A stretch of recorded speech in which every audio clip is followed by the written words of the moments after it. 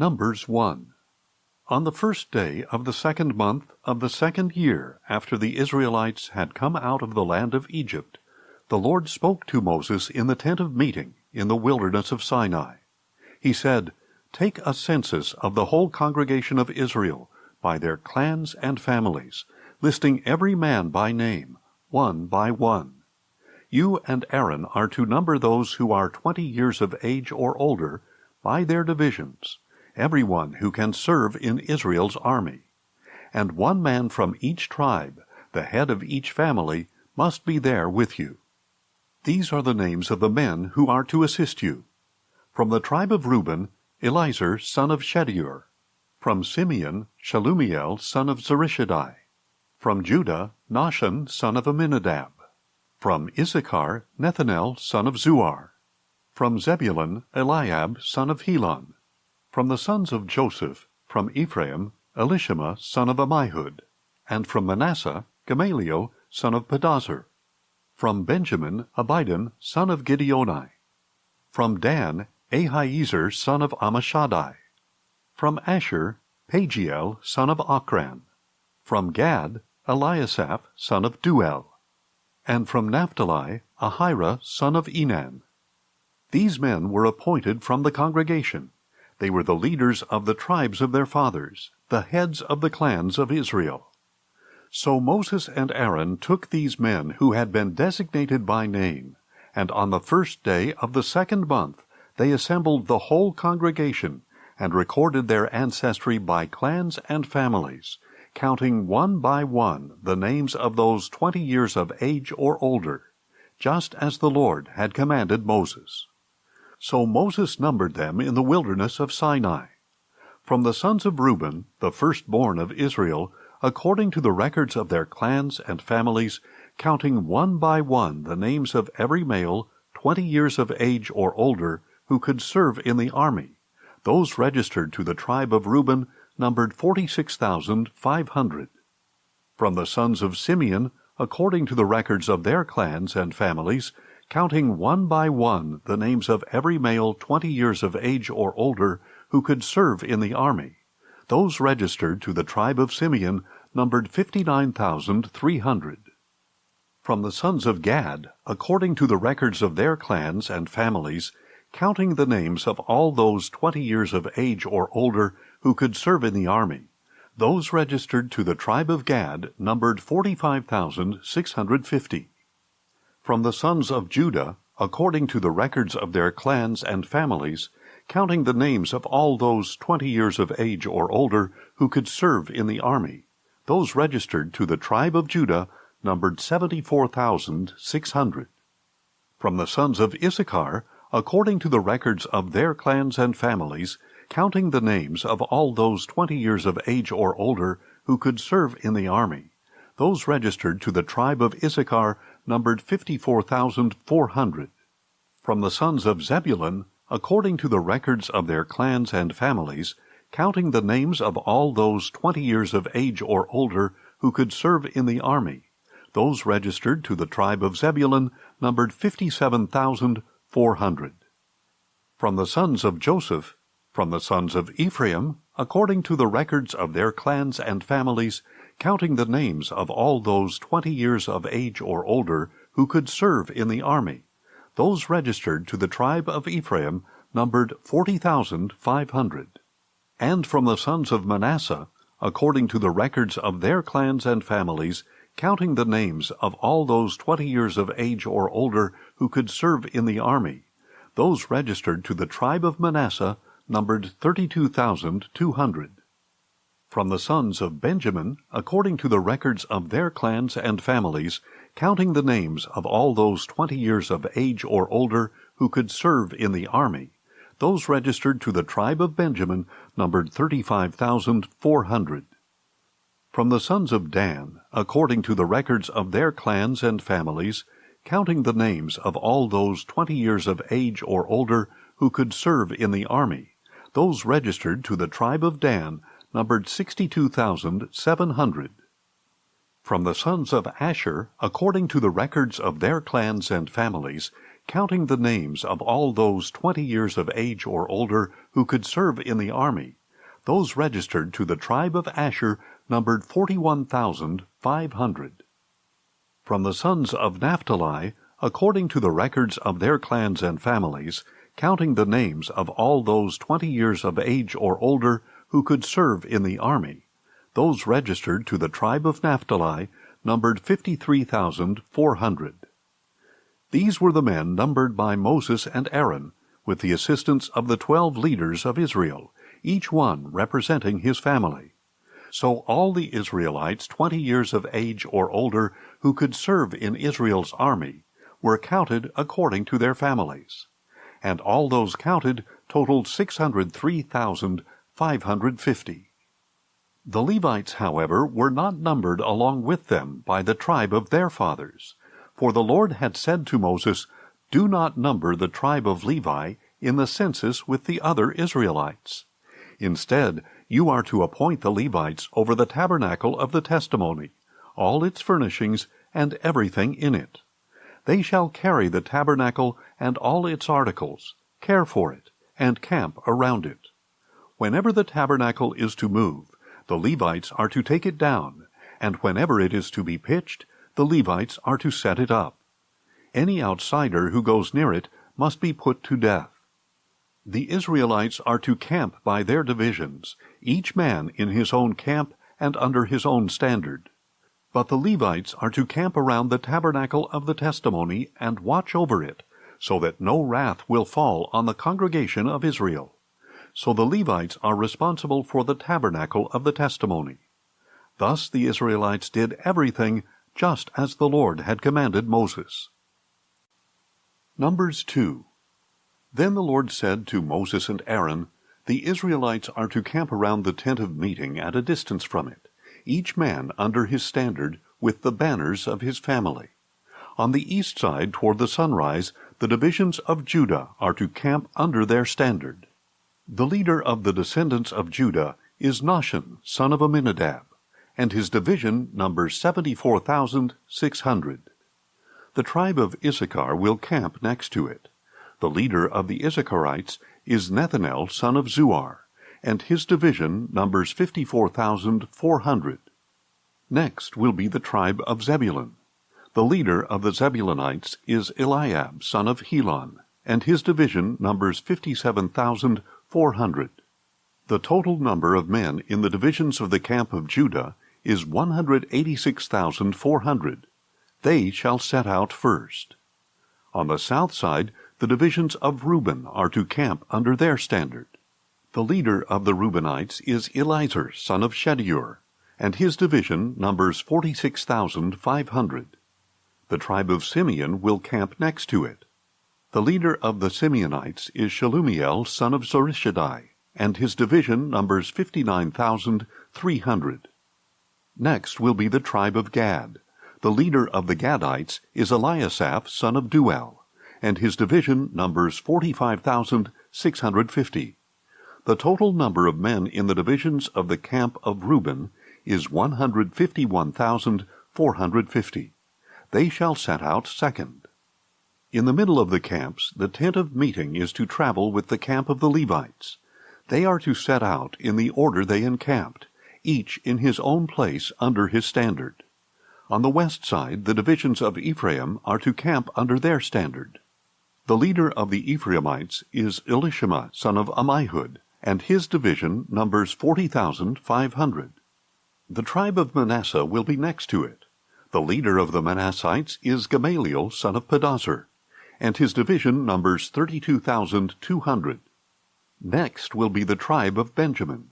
The leader of the Benjamites is Abidan, son of Gideoni, and his division numbers 35,400.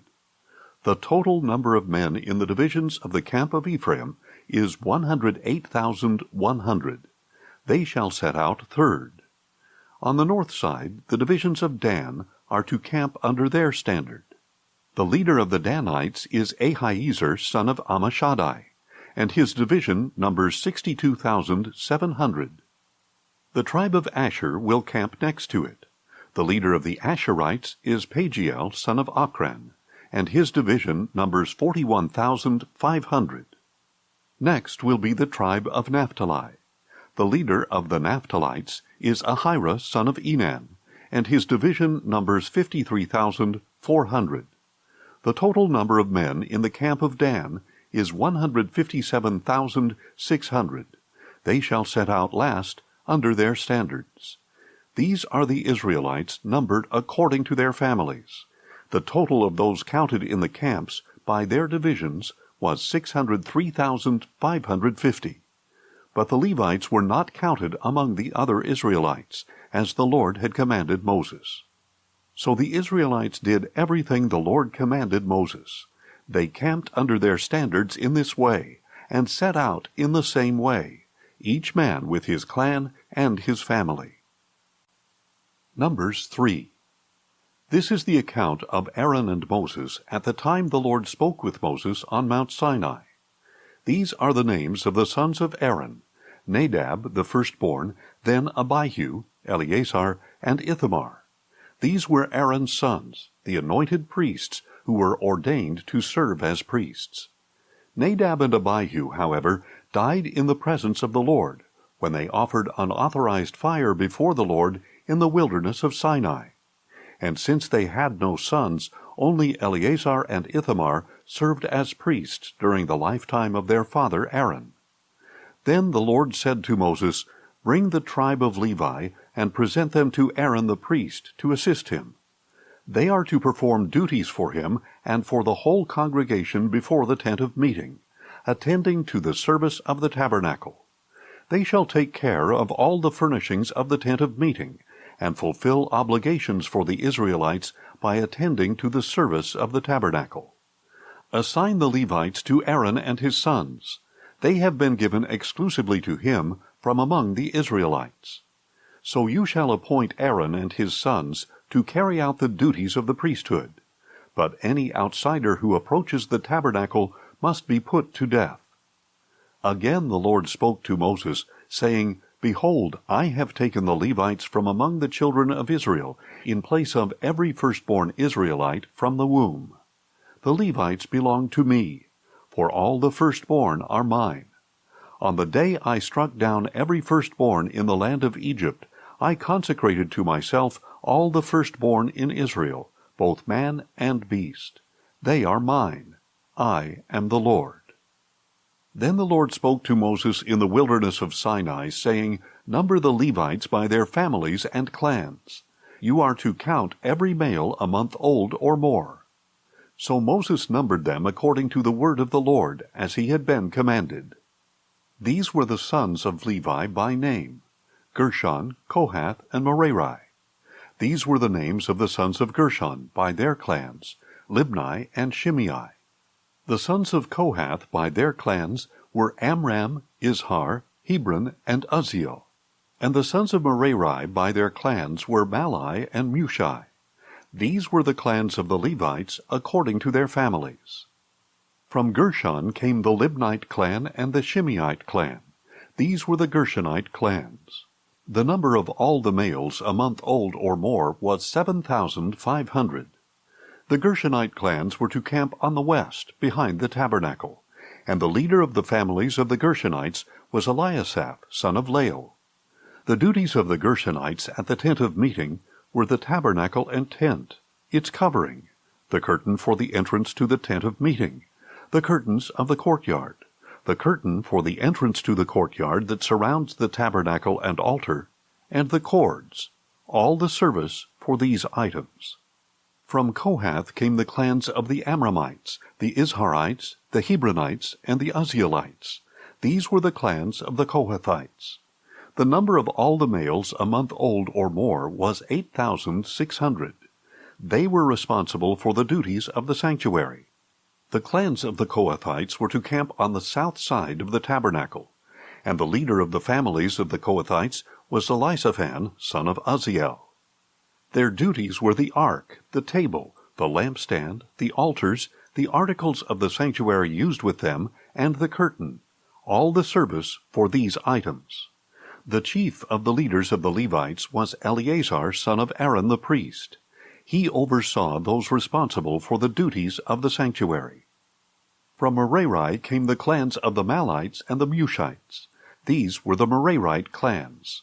The number of all the males a month old or more was 6,200. The leader of the families of the Merarites was Zuriel, son of Abihail.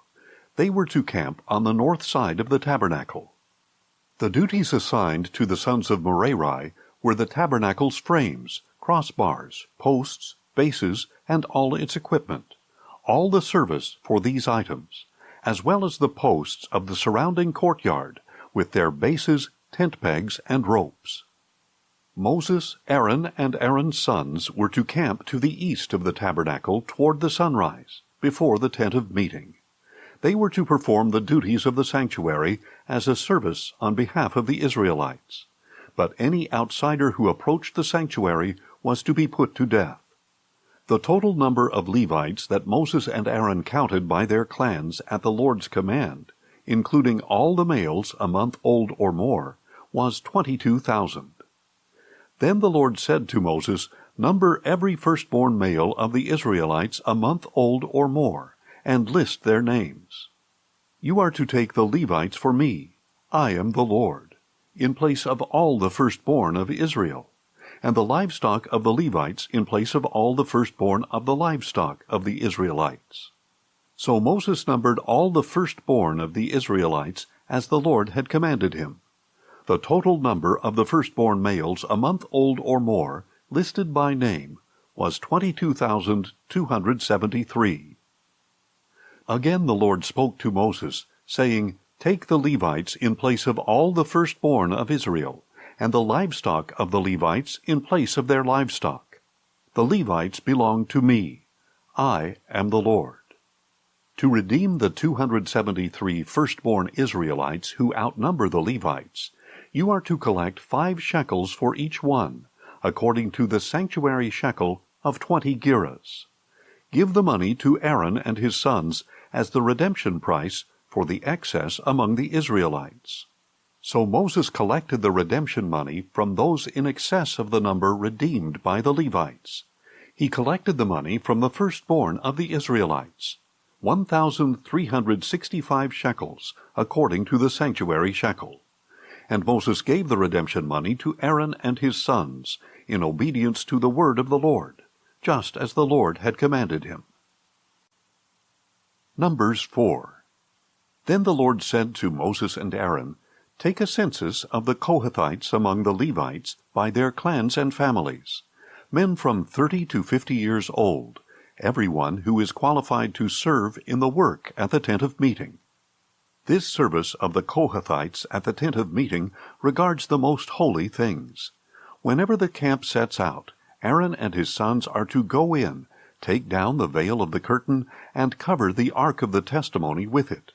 They are to place over this a covering of fine leather, spread a solid blue cloth over it, and insert its poles. Over the table of the presence they are to spread a blue cloth, and place the plates and cups on it, along with the bowls and pitchers for the drink offering. The regular bread offering is to remain on it. And they shall spread a scarlet cloth over them, cover them with fine leather, and insert the poles. They are to take a blue cloth and cover the lampstand used for light, together with its lamps, wick trimmers, and trays, as well as the jars of oil with which to supply it. Then they shall wrap it and all its utensils inside a covering of fine leather, and put it on the carrying frame. Over the gold altar they are to spread a blue cloth, cover it with fine leather, and insert the poles.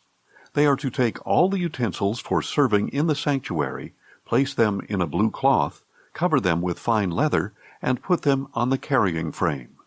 Then they shall remove the ashes from the bronze altar, spread a purple cloth over it, and place on it all the vessels used to serve there, the fire pans, meat forks, shovels, and sprinkling bowls, all the equipment of the altar.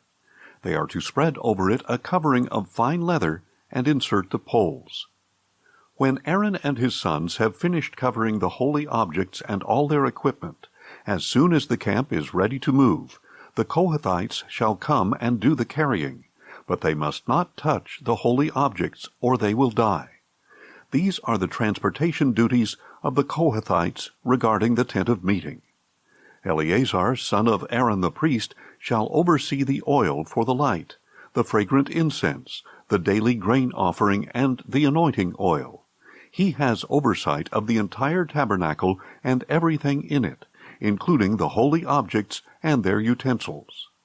Then the Lord said to Moses and Aaron, "Do not allow the Kohathite tribal clans to be cut off from among the Levites. In order that they may live and not die when they come near the most holy things, do this for them. Aaron and his sons are to go in and assign each man his task and what he is to carry. But the Kohathites are not to go in and look at the holy objects even for a moment, or they will die." And the Lord said to Moses, "Take a census of the Gershonites as well, by their families and clans, from 30 to 50 years old, counting everyone who comes to serve in the work at the tent of meeting." This is the service of the Gershonite clans regarding work and transport.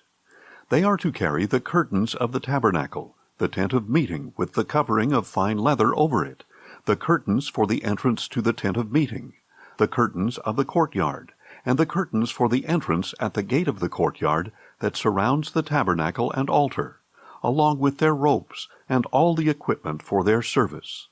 The Gershonites will do all that needs to be done with these items. All the service of the Gershonites, all their transport duties and other work, is to be done at the direction of Aaron and his sons.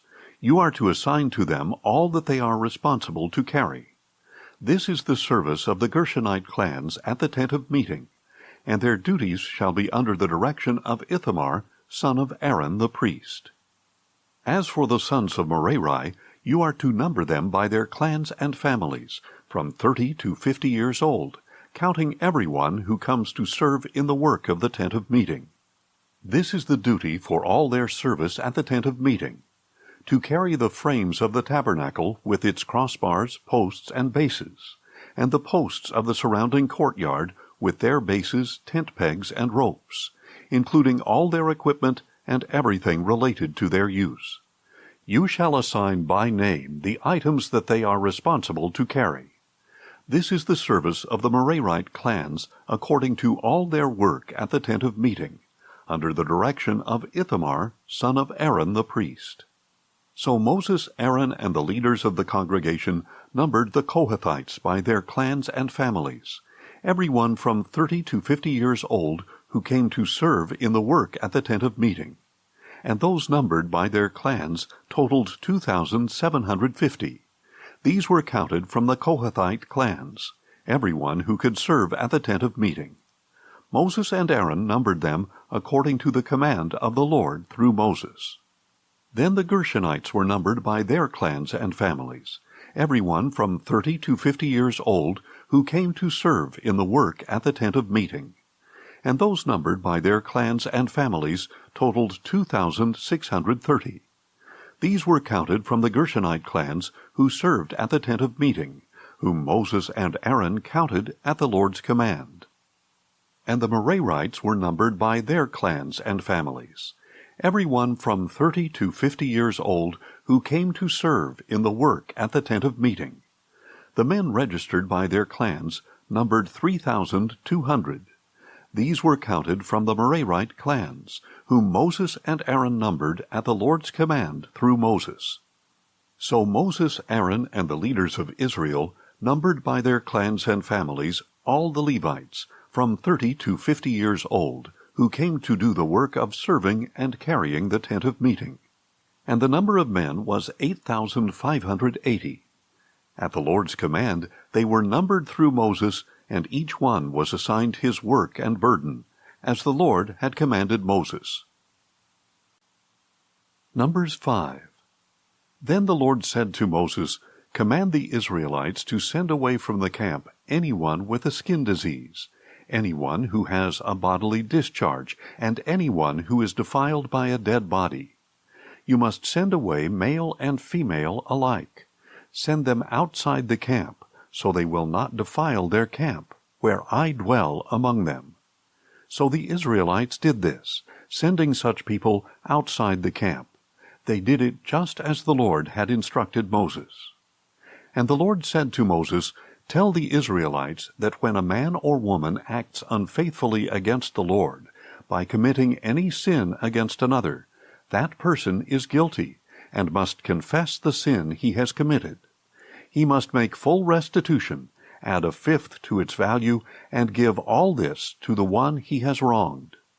But if the man has no relative to whom restitution can be made for the wrong, the restitution belongs to the Lord, and must be given to the priest, along with the ram of atonement, by which the atonement is made for him. Every sacred contribution the Israelites bring to the priest shall belong to him. Each man's sacred gifts are his own, but whatever he gives to the priest will belong to the priest."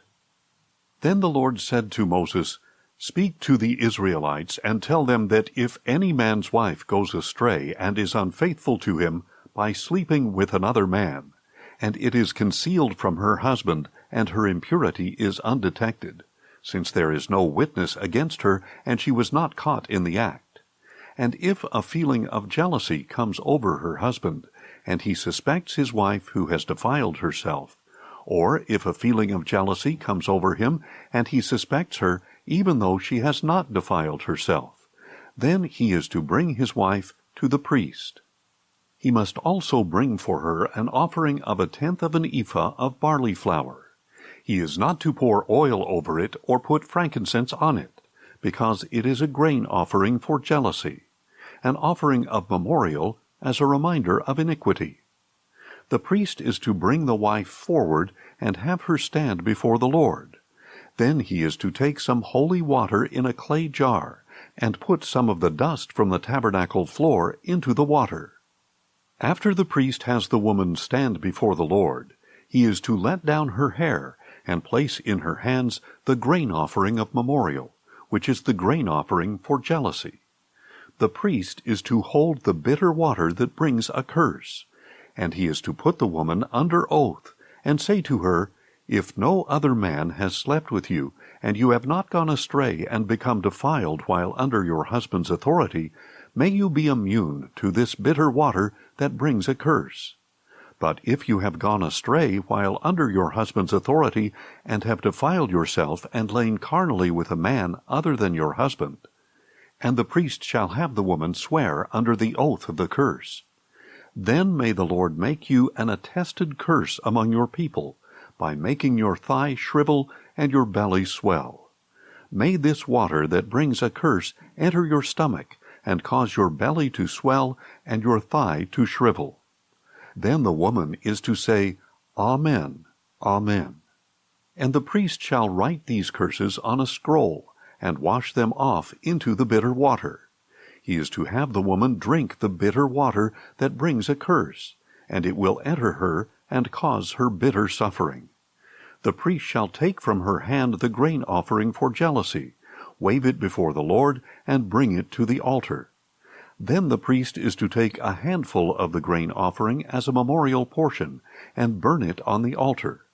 After that, he is to have the woman drink the water. When he has made her drink the water, if she has defiled herself and been unfaithful to her husband, then the water that brings a curse will enter her and cause bitter suffering. Her belly will swell, her thigh will shrivel, and she will become accursed among her people. But if the woman has not defiled herself and is clean, she will be unaffected and able to conceive children. This is the law of jealousy, when a wife goes astray and defiles herself while under her husband's authority, or when a feeling of jealousy comes over a husband and he suspects his wife. He is to have the woman stand before the Lord, and the priest is to apply to her this entire law. The husband will be free from guilt, but the woman shall bear her iniquity. Numbers 6.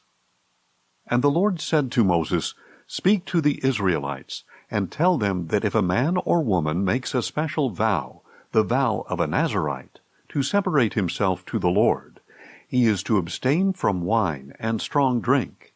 He must not drink vinegar made from wine or strong drink, and he must not drink any grape juice, or eat fresh grapes or raisins. All the days of his separation he is not to eat anything that comes from the grapevine, not even the seeds or skins. For the entire period of his vow of separation, no razor shall pass over his head. He must be holy until the time of his separation to the Lord is complete. He must let the hair of his head grow long. Throughout the days of his separation to the Lord, he must not go near a dead body. Even if his father or mother, or brother or sister should die, he is not to defile himself, because the crown of consecration to his God is upon his head. Throughout the time of his separation, he is holy to the Lord. If someone suddenly dies in his presence and defiles his consecrated head of hair, he must shave his head on the day of his cleansing, the 7th day.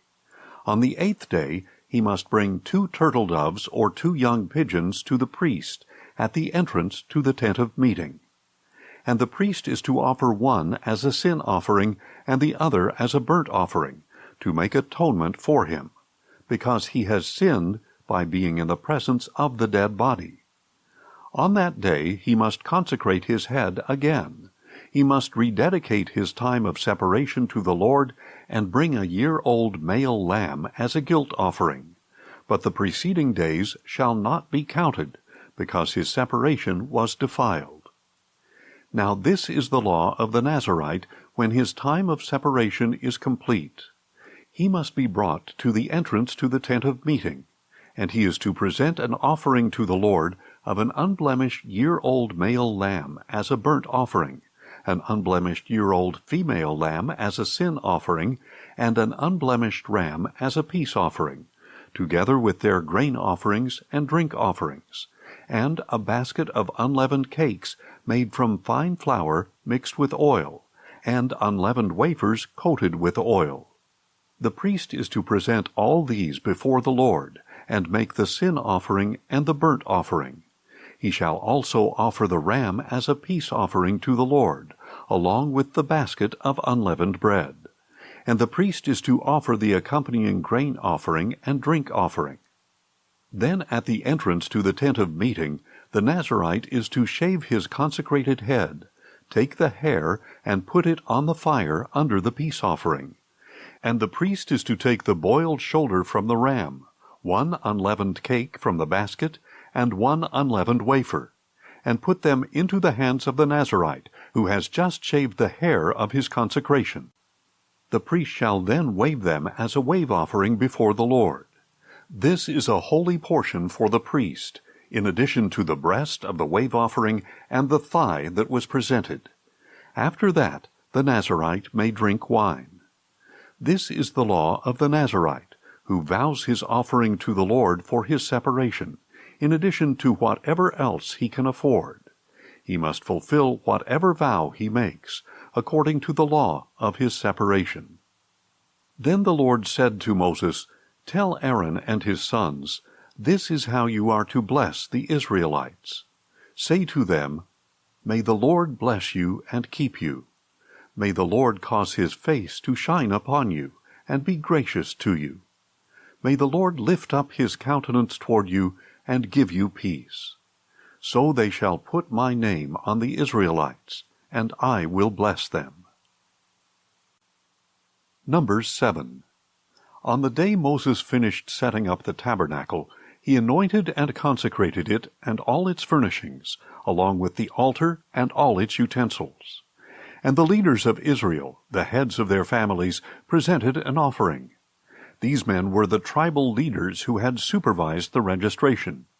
They brought as their offering before the Lord 6 covered carts and 12 oxen, an ox from each leader and a cart from every 2 leaders, and presented them before the tabernacle. And the Lord said to Moses, "Accept these gifts from them, that they may be used in the work of the tent of meeting, and give them to the Levites, to each man according to his service." So Moses took the carts and oxen and gave them to the Levites. He gave the Gershonites 2 carts and 4 oxen, as their service required, And he gave the Merarites 4 carts and 8 oxen, as their service required, all under the direction of Ithamar, son of Aaron the priest. But he did not give any to the Kohathites, since they were to carry on their shoulders the holy objects for which they were responsible. When the altar was anointed, the leaders approached with their offerings for its dedication, and presented them before the altar. And the Lord said to Moses, "Each day 1 leader is to present his offering for the dedication of the altar." On the first day, Nahshon, son of Amminadab, from the tribe of Judah, drew near with his offering. His offering was 1 silver platter weighing 130 shekels, and 1 silver bowl weighing 70 shekels, both according to the sanctuary shekel, and filled with fine flour mixed with oil for a grain offering. 1 gold dish weighing 10 shekels, filled with incense. 1 young bull, 1 ram, and 1 male lamb a year old for a burnt offering. 1 male goat for a sin offering, and a peace offering of 2 oxen, 5 rams, 5 male goats, and 5 male lambs a year old. This was the offering of Nahshon, son of Amminadab. On the second day, Nethanel, son of Zuar, the leader of Issachar, drew near. The offering he presented was 1 silver platter weighing 130 shekels, and 1 silver bowl weighing 70 shekels, both according to the sanctuary shekel, and filled with fine flour mixed with oil for a grain offering. 1 gold dish weighing 10 shekels, filled with incense. 1 young bull, 1 ram, and 1 male lamb a year old for a burnt offering. 1 male goat for a sin offering, and a peace offering of 2 oxen, 5 rams, 5 male goats, and 5 male lambs a year old. This was the offering of Nethanel, son of Zuar. On the third day, Eliab, son of Helon, the leader of the Zebulunites, drew near. His offering was 1 silver platter weighing 130 shekels, and 1 silver bowl weighing 70 shekels, both according to the sanctuary shekel, and filled with fine flour mixed with oil for a grain offering. 1 gold dish weighing 10 shekels, filled with incense. 1 young bull, 1 ram, and 1 male lamb a year old for a burnt offering. 1 male goat for a sin offering, and a peace offering of 2 oxen, 5 rams, 5 male goats, and 5 male lambs a year old. This was the offering of Eliab, son of Helon. On the fourth day, Elizur, son of Shedeur, the leader of the Reubenites, drew near. His offering was 1 silver platter weighing 130 shekels, and 1 silver bowl weighing 70 shekels, both according to the sanctuary shekel, and filled with fine flour mixed with oil for a grain offering. 1 gold dish weighing 10 shekels, filled with incense. 1 young bull, 1 ram, and 1 male lamb a year old for a burnt offering. 1 male goat for a sin offering, and a peace offering of 2 oxen, 5 rams, 5 male goats, and 5 male lambs a year old. This was the offering of Elizur, son of Shedeur. On the fifth day, Shelumiel, son of Zurishaddai, the leader of the Simeonites, drew near. His offering was 1 silver platter weighing 130 shekels, and 1 silver bowl weighing 70 shekels, both according to the sanctuary shekel, and filled with fine flour mixed with oil for a grain offering. 1 gold dish weighing 10 shekels, filled with incense. 1 young bull, 1 ram, and 1 male lamb a year old for a burnt offering. 1 male goat for a sin offering, and a peace offering of 2 oxen, 5 rams, 5 male goats, and 5 male lambs a year old. This was the offering of Shelumiel, son of Zurishaddai.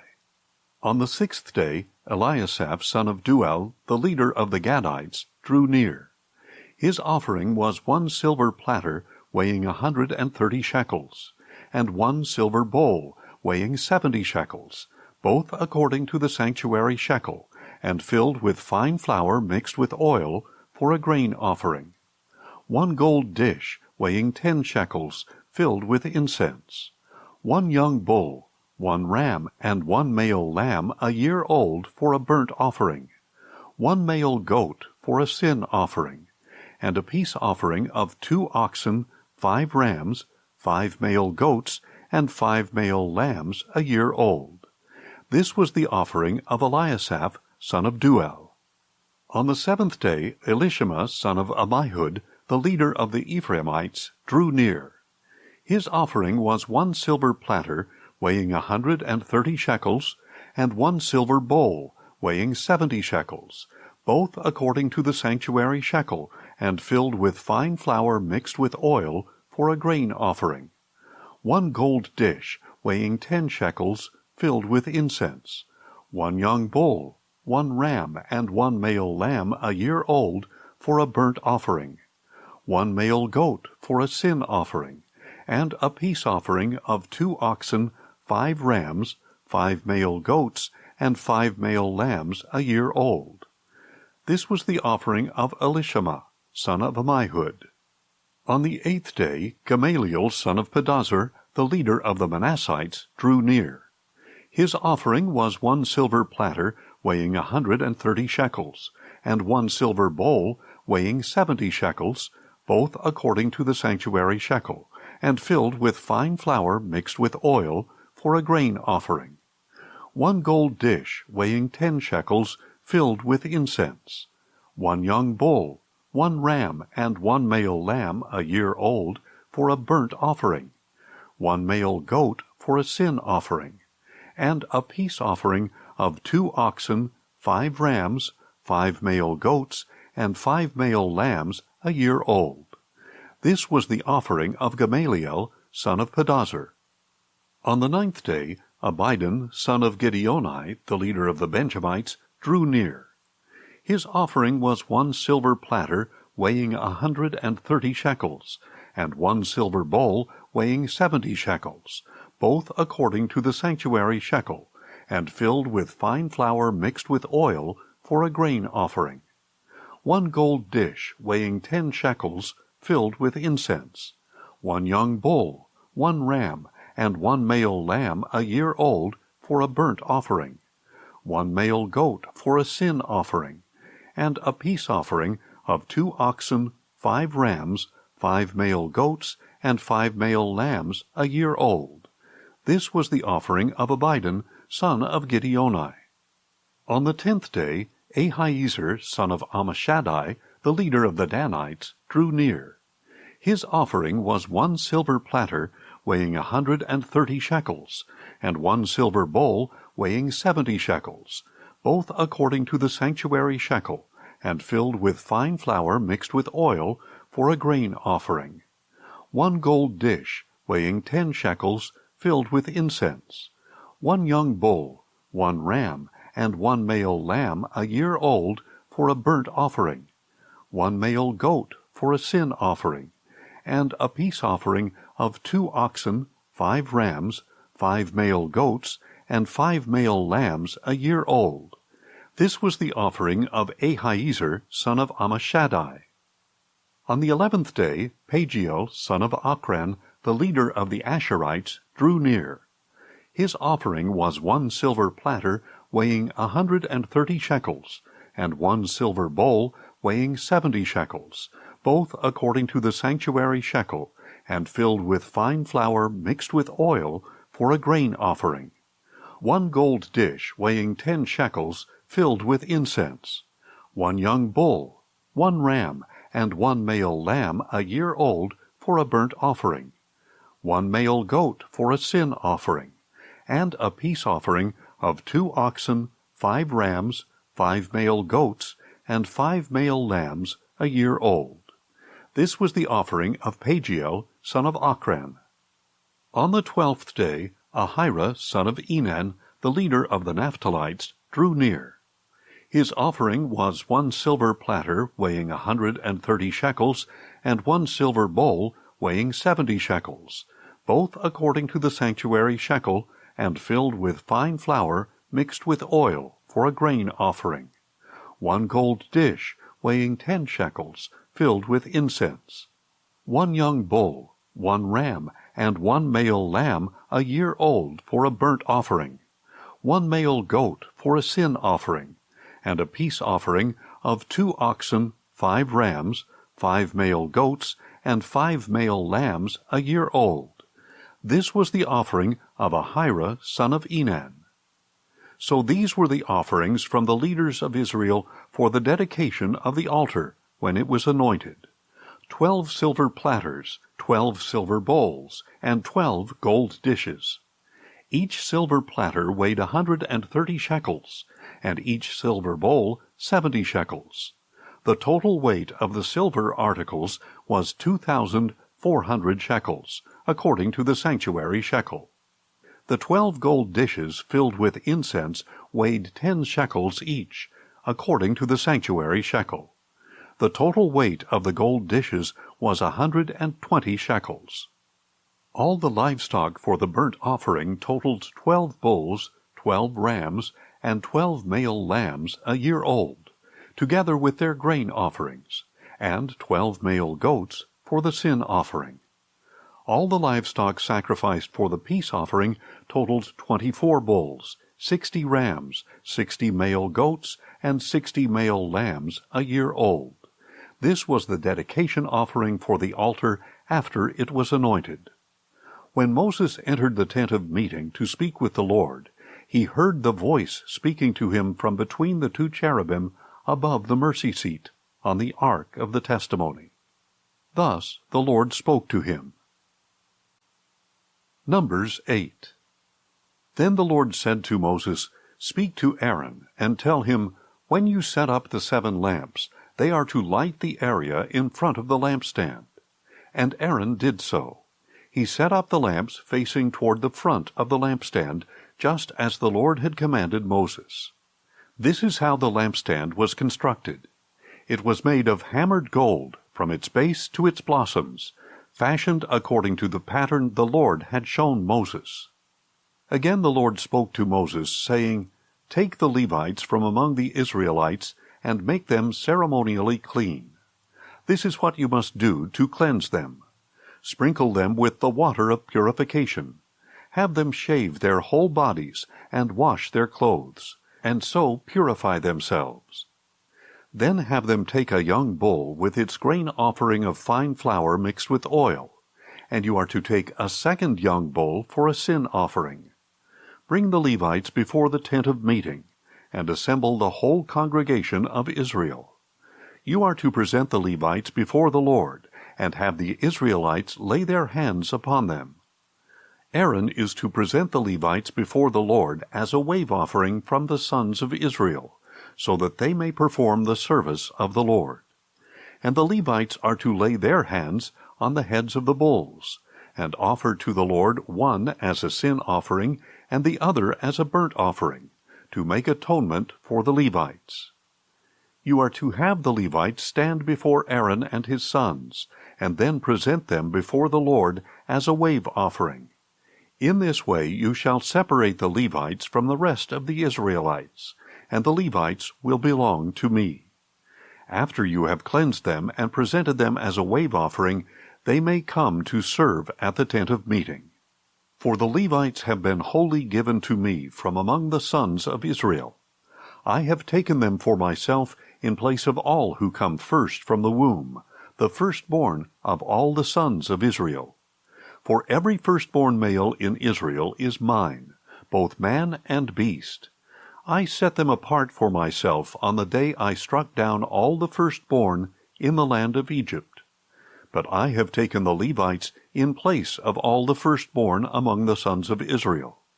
And I have given the Levites as a gift to Aaron and his sons from among the Israelites, to perform the service for the Israelites at the tent of meeting, and to make atonement on their behalf, so that no plague will come against the Israelites when they approach the sanctuary."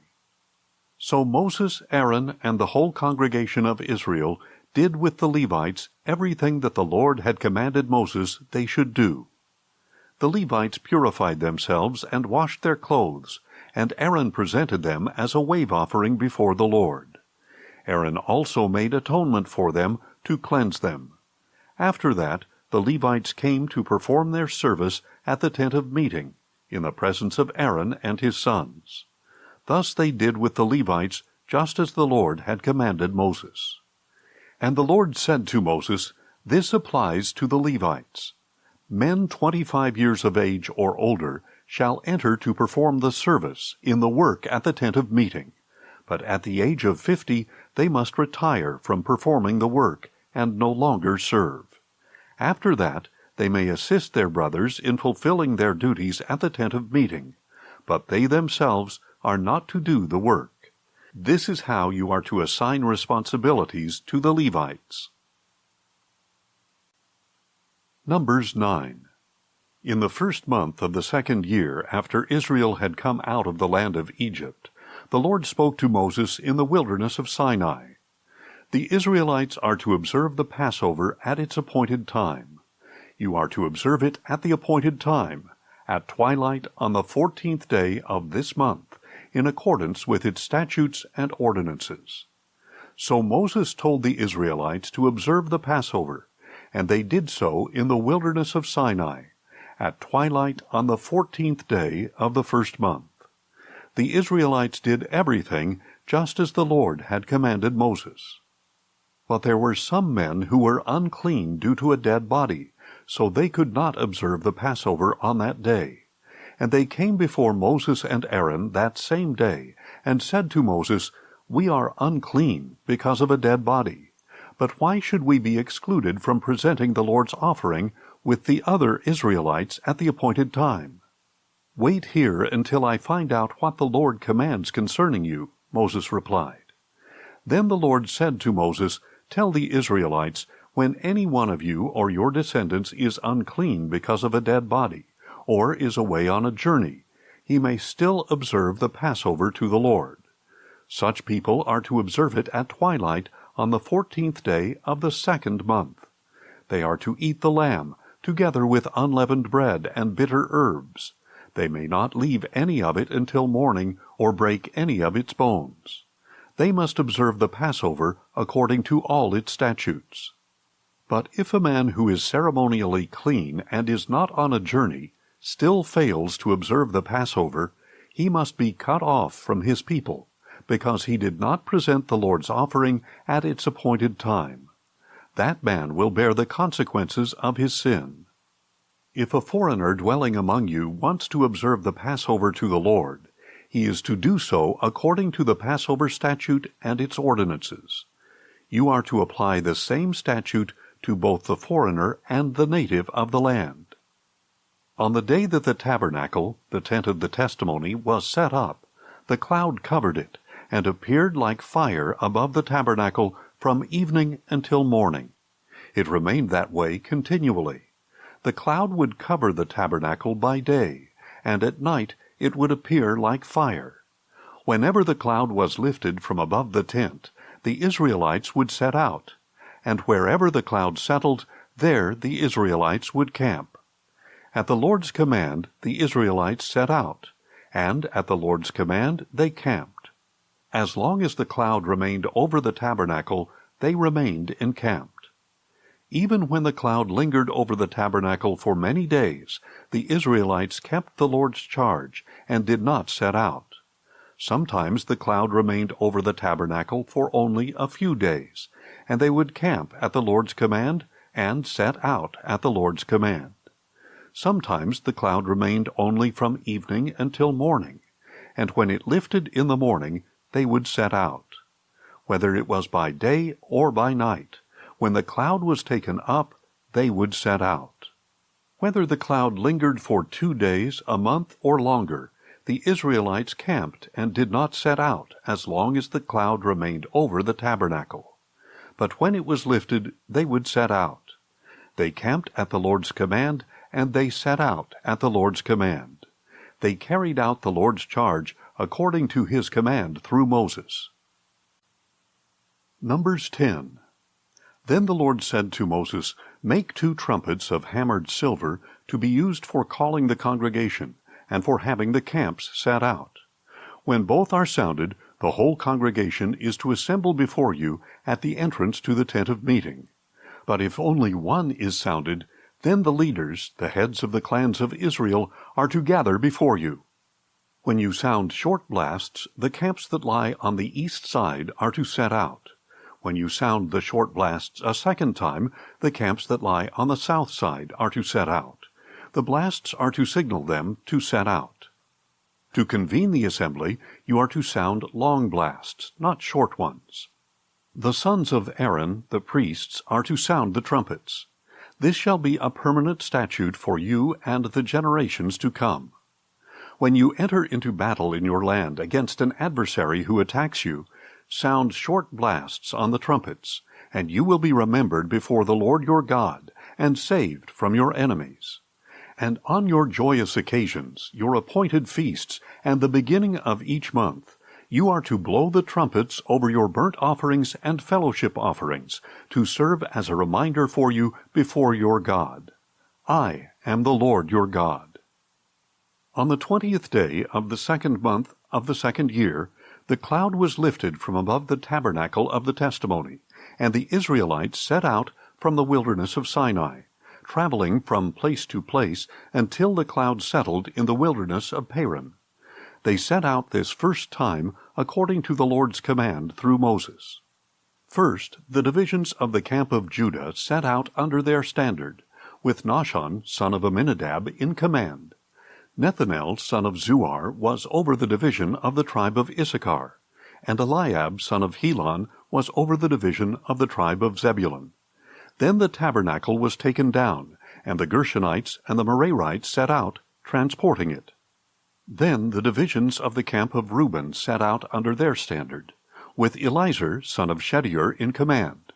Shelumiel, son of Zurishaddai, was over the division of the tribe of Simeon, and Eliasaph, son of Duel, was over the division of the tribe of Gad.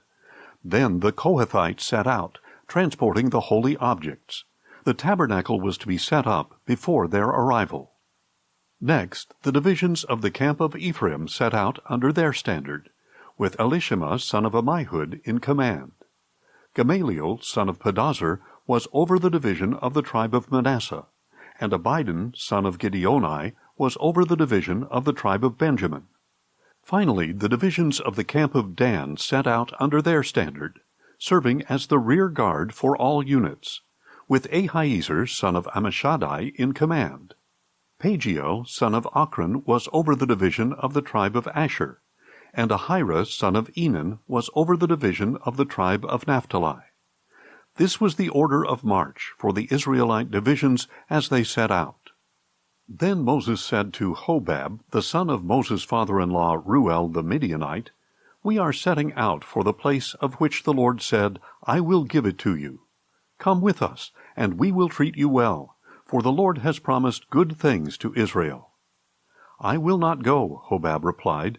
"Instead, I am going back to my own land and my own people." "Please do not leave us," Moses said, "since you know where we should camp in the wilderness, and you can serve as our eyes.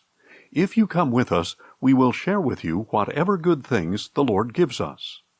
So they set out on a 3-day journey from the mountain of the Lord, with the ark of the covenant of the Lord traveling ahead of them for those 3 days, to seek a resting place for them. And the cloud of the Lord was over them by day, when they set out from the camp. Whenever the ark set out, Moses would say, "Rise up, O Lord, may your enemies be scattered, may those who hate you flee before you." And when it came to rest, he would say, "Return, O Lord, to the countless thousands of Israel." Numbers 11. Soon the people began to complain about their hardship in the hearing of the Lord, and when he heard them, his anger was kindled, and fire from the Lord blazed among them, and consumed the outskirts of the camp. And the people cried out to Moses, and he prayed to the Lord, and the fire died down. So that place was called Taberah, because the fire of the Lord had burned among them. Meanwhile the rabble among them had a strong craving for other food, and again the Israelites wept and said, "Who will feed us meat? We remember the fish we ate freely in Egypt, along with the cucumbers, melons, leeks, onions, and garlic. But now our appetite is gone. There is nothing to see but this manna." Now the manna resembled coriander seed, and its appearance was like that of gum resin.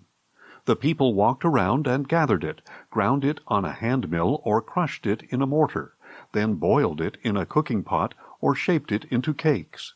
It tasted like pastry baked with fine oil. When the dew fell on the camp at night, the manna would fall with it. Then Moses heard the people of family after family weeping at the entrances to their tents, and the anger of the Lord was kindled greatly, and Moses was also displeased. So Moses asked the Lord, "Why have you brought this trouble on your servant? Why have I not found favor in your sight, that you have laid upon me the burden of all these people? Did I conceive all these people? Did I give them birth, so that you should tell me, 'Carry them in your bosom, as a nurse carries an infant, to the land that you swore to give their fathers?' Where can I get meat for all these people? For they keep crying out to me, 'Give us meat to eat.' I cannot carry all these people by myself. It is too burdensome for me. If this is how you are going to treat me, please kill me right now, if I have found favor in your eyes, and let me not see my own wretchedness." Then the Lord said to Moses, "Bring me 70 of the elders of Israel, known to you as leaders and officers of the people. Bring them to the tent of meeting, and have them stand there with you. And I will come down and speak with you there, and I will take some of the Spirit that is on you, and put that Spirit on them. They will help you bear the burden of the people, so that you do not have to bear it by yourself. And say to the people, 'Consecrate yourselves for tomorrow, and you will eat meat, because you have cried out in the hearing of the Lord, saying, Who will feed us meat? For we were better off in Egypt. Therefore the Lord will give you meat, and you will eat. You will eat it not for 1 or 2 days, nor for 5 or 10 or 20 days, but for a whole month, until it comes out of your nostrils and makes you nauseous, because you have rejected the Lord who is among you, and have cried out before him, saying, Why did we ever leave Egypt?' But Moses replied, Here I am among 600,000 men on foot, yet you say, I will give them meat, and they will eat for a month. If all our flocks and herds were slaughtered for them, would they have enough? Or if all the fish in the sea were caught for them, would they have enough?" The Lord answered Moses, "Is the Lord's arm too short? Now you will see whether or not my word will come to pass." So Moses went out and relayed to the people the words of the Lord, and he gathered 70 of the elders of the people and had them stand around the tent. Then the Lord came down in the cloud and spoke to him, and he took some of the Spirit that was on Moses and placed that Spirit on the 70 elders. As the Spirit rested on them, they prophesied, but they never did so again. 2 men, however, had remained in the camp, one named Eldad and the other Medad, and the Spirit rested on them. They were among those listed, but they had not gone out to the tent, and they prophesied in the camp. A young man ran and reported to Moses, Eldad and Medad are prophesying in the camp. Joshua, son of Nun, the attendant to Moses since youth, spoke up and said, Moses, my Lord, stop them. But Moses replied, Are you jealous on my account? I wish that all the Lord's people were prophets, and that the Lord would place his Spirit on them.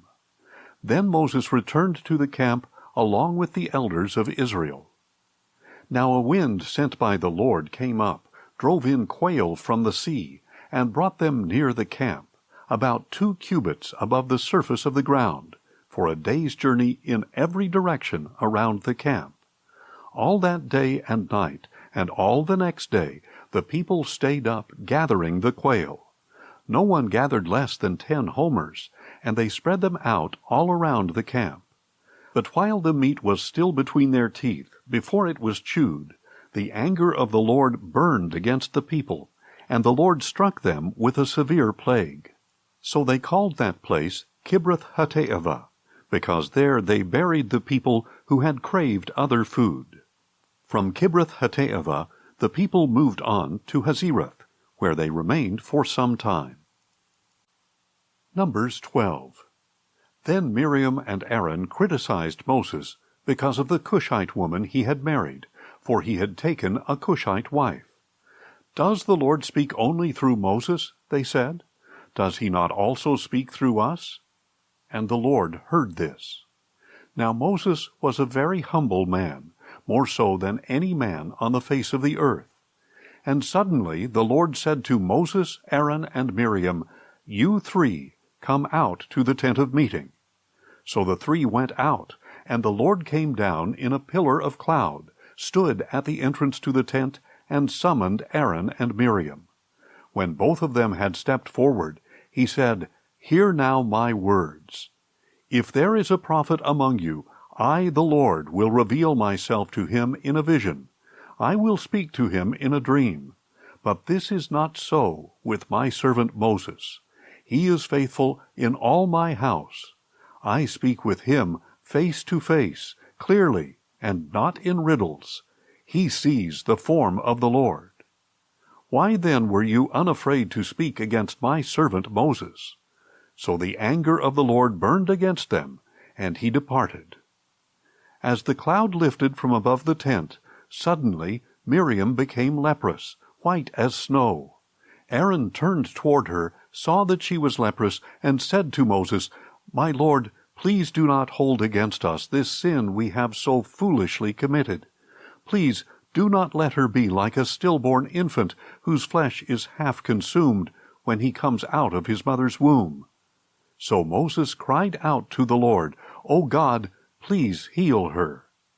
But the Lord answered Moses, "If her father had but spit in her face, would she not have been in disgrace for 7 days? Let her be confined outside the camp for 7 days. After that, she may be brought back in." So Miriam was confined outside the camp for 7 days, and the people did not move on until she was brought in again. After that, the people set out from Hazeroth and camped in the wilderness of Paran. Numbers 13. And the Lord said to Moses, "Send out for yourself men to spy out the land of Canaan, which I am giving to the Israelites. From each of their fathers' tribes send 1 man who is a leader among them." So at the consent of the Lord, Moses sent them out from the wilderness of Paran. All the men were leaders of the Israelites, and these were their names. From the tribe of Reuben, Shammua, son of Zachar. From the tribe of Simeon, Shaphat, son of Hori. From the tribe of Judah, Caleb, son of Jephunneh. From the tribe of Issachar, Igal, son of Joseph. From the tribe of Ephraim, Hoshea, son of Nun. From the tribe of Benjamin, Paltai, son of Raphu. From the tribe of Zebulun, Gadiel, son of Sodai. From the tribe of Manasseh, a tribe of Joseph, Gadai, son of Susai. From the tribe of Dan, Amiel, son of Gamalai. From the tribe of Asher, Sethur, son of Michael. From the tribe of Naphtali, Nabai, son of Vophsi. And from the tribe of Gad, Geuel, son of Machai. These were the names of the men Moses sent to spy out the land. And Moses gave to Hoshea, son of Nun, the name Joshua. When Moses sent them to spy out the land of Canaan, he told them, "Go up through the Negev and into the hill country. See what the land is like, and whether its people are strong or weak, few or many. Is the land where they live good or bad? Are the cities where they dwell open camps or fortifications? Is the soil fertile or unproductive? Are there trees in it or not? Be courageous, and bring back some of the fruit of the land." It was the season for the first ripe grapes. So they went up and spied out the land, from the wilderness of Zin as far as Rehob, toward Lebo-Hamath. They went up through the Negev, and came to Hebron, where Ahiman, Sheshai, and Talmai, the descendants of Anak, dwelled. It had been built 7 years before Zoan in Egypt. When they came to the valley of Eshcol, they cut down a branch with a single cluster of grapes, which they carried on a pole between 2 men. They also took some pomegranates and figs. Because of the cluster of grapes the Israelites cut there, that place was called the Valley of Eshcol. After 40 days the men returned from spying out the land, and they went back to Moses, Aaron, and the whole congregation of Israel in the wilderness of Paran at Kadesh. They brought back a report for the whole congregation and showed them the fruit of the land. And they gave this account to Moses: "We went into the land to which you sent us, and indeed it is flowing with milk and honey. Here is some of its fruit. Nevertheless, the people living in the land are strong, and the cities are large and fortified. We even saw the descendants of Anak there. The Amalekites live in the land of the Negev. The Hittites, Jebusites, and Amorites live in the hill country, and the Canaanites live by the sea and along the Jordan." Then Caleb quieted the people before Moses and said, "We must go up and take possession of the land, for we can certainly conquer it." But the men who had gone up with him replied, "We cannot go up against the people, for they are stronger than we are." So they gave the Israelites a bad report about the land that they had spied out. "The land we explored devours its inhabitants, and all the people we saw there are great in stature. We even saw the Nephilim there, the descendants of Anak that come from the Nephilim. We seemed like grasshoppers in our own sight, and we must have seemed the same to them." Numbers 14. Then the whole congregation lifted up their voices and cried out, and that night the people wept. All the Israelites grumbled against Moses and Aaron, and the whole congregation said to them, "If only we had died in the land of Egypt, or if only we had died in this wilderness. Why is the Lord bringing us into this land to fall by the sword? Our wives and children will become plunder. Would it not be better for us to go back to Egypt?" So they said to one another, "Let us appoint a leader and return to Egypt." Then Moses and Aaron fell face down before the whole assembly of the congregation of Israel. Joshua son of Nun and Caleb son of Jephunneh, who were among those who had spied out the land, tore their clothes and said to the whole congregation of Israel, "The land we passed through and explored is an exceedingly good land.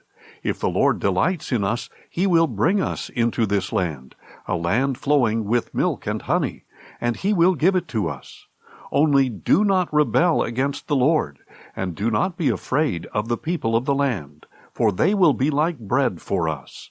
Their protection has been removed, and the Lord is with us. Do not be afraid of them." But the whole congregation threatened to stone Joshua and Caleb. Then the glory of the Lord appeared to all the Israelites at the tent of meeting. And the Lord said to Moses, "How long will this people treat me with contempt? How long will they refuse to believe in me, despite all the signs I have performed among them? I will strike them with a plague and destroy them, and I will make you into a nation greater and mightier than they are." But Moses said to the Lord, "The Egyptians will hear of it, for by your strength you brought this people from among them, and they will tell it to the inhabitants of this land. They have already heard that you, O Lord, are in the midst of this people, that you, O Lord, have been seen face to face, that your cloud stands over them, and that you go before them in a pillar of cloud by day and a pillar of fire by night.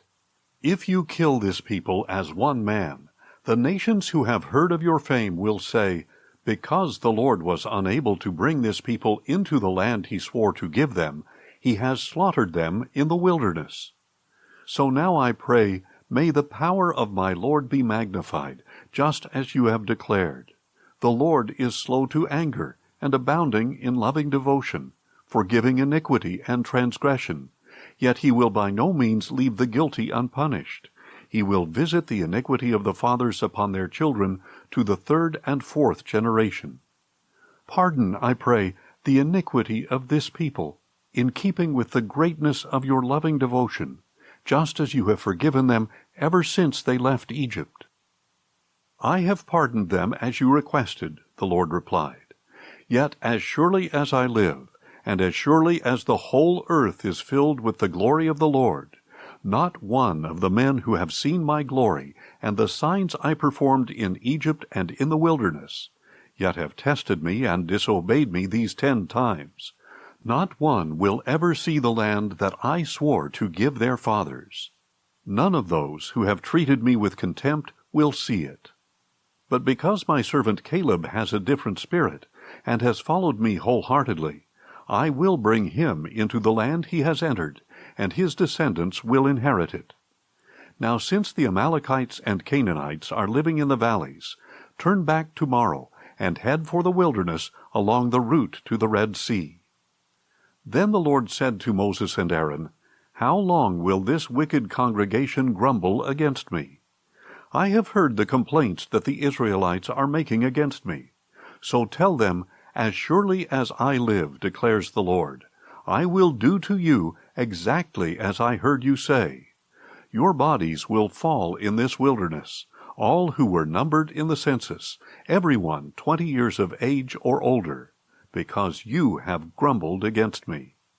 Surely none of you will enter the land in which I swore to settle you, except Caleb son of Jephunneh, and Joshua son of Nun. But I will bring your children, whom you said would become plunder, into the land you have rejected, and they will enjoy it. As for you, however, your bodies will fall in this wilderness. Your children will be shepherds in the wilderness for 40 years, and they will suffer for your unfaithfulness until the last of your bodies lies in the wilderness. In keeping with the 40 days you spied out the land, you shall bear your guilt 40 years, a year for each day, and you will experience my alienation. I, the Lord, have spoken, and I will surely do these things to this entire wicked congregation which has conspired against me. They will meet their end in the wilderness, and there they will die. So the men Moses had sent to spy out the land, who had returned and made the whole congregation grumble against him by bringing out a bad report about the land, those men who had brought out the bad report about the land were struck down by a plague before the Lord.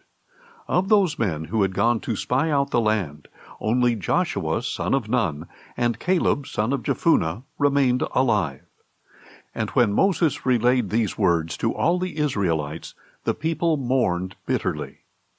Early the next morning they got up and went up toward the ridge of the hill country. We have indeed sinned, they said, but we will go to the place the Lord has promised. But Moses said, Why are you transgressing the commandment of the Lord? This will not succeed. Do not go up, lest you be struck down by your enemies, because the Lord is not among you. For there the Amalekites and Canaanites will face you, and you will fall by the sword. Because you have turned away from the Lord, he will not be with you. But they dared to go up to the ridge of the hill country, though neither Moses nor the ark of the covenant of the Lord moved from the camp. Then the Amalekites and Canaanites who lived in that part of the hill country came down, attacked them, and routed them all the way to Hormah. Numbers 15. Then the Lord said to Moses, Speak to the Israelites, and tell them, After you enter the land that I am giving you as a home, and you present an offering made by fire to the Lord from the herd or flock, to produce a pleasing aroma to the Lord, either a burnt offering or a sacrifice, for a special vow or free will offering or appointed feast. Then the one presenting his offering to the Lord shall also present a grain offering of 1/10 of an ephah of fine flour mixed with 1/4 hin of olive oil. With the burnt offering or sacrifice of each lamb, you are to prepare 1/4 hin of wine as a drink offering. With a ram, you are to prepare a grain offering of 2/10 of an ephah of fine flour mixed with 1/3 of a hin of olive oil, and 1/3 of a hin of wine as a drink offering, a pleasing aroma to the Lord. When you prepare a young bull as a burnt offering or sacrifice to fulfill a vow or as a peace offering to the Lord, present with the bull a grain offering of 3/10 of an ephah of fine flour mixed with half a hin of olive oil. Also, present half a hin of wine as a drink offering. It is an offering made by fire, a pleasing aroma to the Lord. This is to be done for each bull, ram, lamb, or goat. This is how you must prepare each one, no matter how many. Everyone who is native-born shall prepare these things in this way, when he presents an offering made by fire as a pleasing aroma to the Lord. And for the generations to come, if a foreigner residing with you or someone else among you wants to prepare an offering made by fire as a pleasing aroma to the Lord, he is to do exactly as you do. The assembly is to have the same statute both for you and for the foreign resident. It is a permanent statute for the generations to come. You and the foreigner shall be the same before the Lord. The same law and the same ordinance will apply both to you and to the foreigner residing with you. Then the Lord said to Moses, "Speak to the Israelites and tell them, when you enter the land to which I am bringing you, and you eat the food of the land, you shall lift up an offering to the Lord. From the first of your dough you are to lift up a cake as a contribution. Offer it just like an offering from the threshing floor. Throughout your generations you are to give the Lord an offering from the first of your dough." Now if you stray unintentionally and do not obey all these commandments that the Lord has spoken to Moses, all that the Lord has commanded you through Moses from the day the Lord gave them, and continuing through the generations to come, and if it was done unintentionally, without the knowledge of the congregation, then the whole congregation is to prepare one young bull as a burnt offering, a pleasing aroma to the Lord, with its grain offering and drink offering according to the regulation, and one male goat as a sin offering. The priest is to make atonement for the whole congregation of Israel, so that they may be forgiven. For the sin was unintentional, and they have brought to the Lord an offering made by fire and a sin offering, presented before the Lord for their unintentional sin. Then the whole congregation of Israel and the foreigners residing among them will be forgiven, since it happened to all the people unintentionally. Also, if one person sins unintentionally, he is to present a year-old female goat as a sin offering, and the priest shall make atonement before the Lord on behalf of the person who erred by sinning unintentionally. And when atonement has been made for him, he will be forgiven. You shall have the same law for the one who acts in error, whether he is a native-born Israelite or a foreigner residing among you.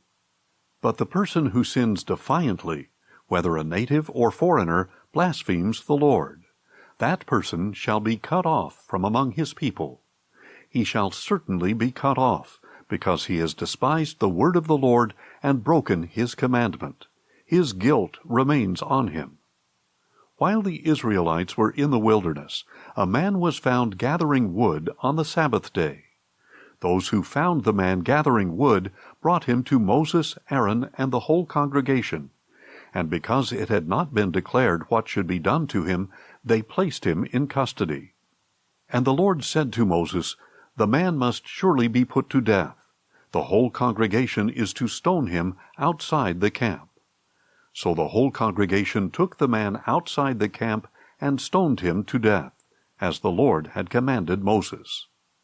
Later the Lord said to Moses, "Speak to the Israelites, and tell them that throughout the generations to come they are to make for themselves tassels for the corners of their garments, with a blue cord on each tassel. These will serve as tassels for you to look at, so that you may remember all the commandments of the Lord, that you may obey them, and not prostitute yourselves by following your own heart and your own eyes. Then you will remember and obey all my commandments, and you will be holy to your God. I am the Lord your God, who brought you out of the land of Egypt to be your God. I am the Lord your God." Numbers 16. Now Korah, son of Izhar, the son of Kohath, son of Levi, along with some Reubenites, Dathan and Abiram, sons of Eliab, and On, son of Peleth, conducted a rebellion against Moses, along with 250 men of Israel renowned as leaders of the congregation and representatives in the assembly. They came together against Moses and Aaron, and told them, "You have taken too much upon yourselves. For everyone in the entire congregation is holy, and the Lord is in their midst. Why then do you exalt yourselves above the assembly of the Lord?" When Moses heard this, he fell face down. Then he said to Korah and all his followers, "Tomorrow morning the Lord will reveal who belongs to him, and who is holy. And he will bring that person near to himself. The one he chooses, he will bring near to himself. You, Korah, and all your followers are to do as follows. Take censers, and tomorrow you are to place fire and incense in them in the presence of the Lord.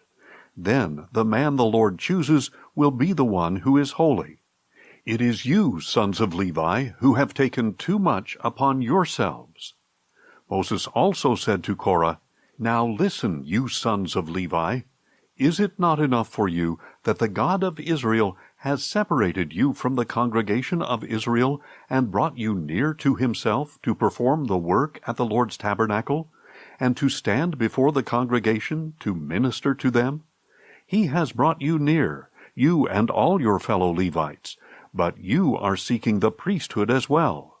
Therefore it is you and all your followers who have conspired against the Lord. As for Aaron, who is he that you should grumble against him?" Then Moses summoned Dathan and Abiram, the sons of Eliab, but they said, "We will not come. Is it not enough that you have brought us up out of a land flowing with milk and honey, to kill us in the wilderness?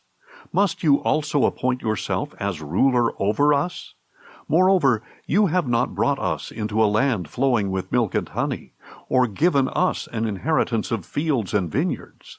Will you gouge out the eyes of these men? No, we will not come." Then Moses became very angry, and said to the Lord, "Do not regard their offering. I have not taken one donkey from them, or mistreated a single one of them." And Moses said to Korah, "You and all your followers are to appear before the Lord tomorrow, you and they and Aaron. Each man is to take his censer, place incense in it, and present it before the Lord, 250 censers. You and Aaron are to present your censers as well." So each man took his censer, put fire and incense in it, and stood with Moses and Aaron at the entrance to the tent of meeting. When Korah had gathered his whole assembly against them at the entrance to the tent of meeting, the glory of the Lord appeared to the whole congregation. And the Lord said to Moses and Aaron, "Separate yourselves from this congregation, so that I may consume them in an instant." But Moses and Aaron fell face down, and said, "O God, the God of the spirits of all flesh, when one man sins, will you be angry with the whole congregation?" Then the Lord said to Moses, "Tell the congregation to move away from the dwellings of Korah, Dathan, and Abiram." So Moses got up and went to Dathan and Abiram, and the elders of Israel followed him. And he warned the congregation, "Move away now from the tents of these wicked men. Do not touch anything that belongs to them, or you will be swept away because of all their sins." So they moved away from the dwellings of Korah, Dathan, and Abiram. Meanwhile, Dathan and Abiram had come out, and stood at the entrances to their tents, with their wives and children and infants. Then Moses said, "This is how you will know that the Lord has sent me to do all these things, for it was not my own doing. If these men die a natural death, or if they suffer the fate of all men, then the Lord has not sent me. But if the Lord brings about something unprecedented, and the earth opens its mouth and swallows them and all that belongs to them, so that they go down alive into Sheol, then you will know that these men have treated the Lord with contempt." As soon as Moses had finished saying all this, the ground beneath them split open, and the earth opened its mouth and swallowed them and their households, all Korah's men and all their possessions. They went down alive into Sheol with all they owned. The earth closed over them, and they vanished from the assembly. At their cries, all the people of Israel who were around them fled, saying, "The earth may swallow us too." And fire came forth from the Lord, and consumed the 250 men who were offering the incense. Then the Lord said to Moses, "Tell Eleazar, son of Aaron the priest, to remove the censers from the flames, and to scatter the coals far away, because the censers are holy. As for the censers of those who sinned at the cost of their own lives, hammer them into sheets to overlay the altar, for these were presented before the Lord, and so have become holy. They will serve as a sign to the Israelites." So Eleazar the priest took the bronze censers brought by those who had been burned up, and he had them hammered out to overlay the altar, just as the Lord commanded him through Moses. This was to be a reminder to the Israelites that no outsider who is not a descendant of Aaron should approach to offer incense before the Lord, lest he become like Korah and his followers. The next day the whole congregation of Israel grumbled against Moses and Aaron, saying, "You have killed the Lord's people." But when the congregation gathered against them, Moses and Aaron turned toward the tent of meeting, and suddenly the cloud covered it, and the glory of the Lord appeared. Then Moses and Aaron went to the front of the tent of meeting, and the Lord said to Moses, "Get away from this congregation, so that I may consume them in an instant." And Moses and Aaron fell face down. Moses said to Aaron, "Take your censer, place fire from the altar in it, and add incense. Go quickly to the congregation, and make atonement for them, because wrath has come out from the Lord. The plague has begun." So Aaron took the censer as Moses had ordered, and ran into the midst of the assembly. And seeing that the plague had begun among the people, he offered the incense, and made atonement for the people. He stood between the living and the dead, and the plague was halted. But those who died from the plague numbered 14,700, in addition to those who had died on account of Korah. Then Aaron returned to Moses at the entrance to the tent of meeting, since the plague had been halted. Numbers 17. And the Lord said to Moses, "Speak to the Israelites, and take from them 12 staffs, one from the leader of each tribe. Write each man's name on his staff, and write Aaron's name on the staff of Levi, because there must be one staff for the head of each tribe. Place the staffs in the tent of meeting in front of the testimony, where I meet with you. The staff belonging to the man I choose will sprout, and I will rid myself of the constant grumbling of the Israelites against you." So Moses spoke to the Israelites, and each of their leaders gave him a staff, one for each of the leaders of their tribes, 12 staffs in all. And Aaron's staff was among them. Then Moses placed the staffs before the Lord in the tent of the testimony. The next day Moses entered the tent of the testimony, and saw that Aaron's staff, representing the house of Levi, had sprouted, put forth buds, blossomed, and produced almonds. Then Moses brought out all the staffs from the Lord's presence to all the Israelites. They saw them, and each man took his own staff.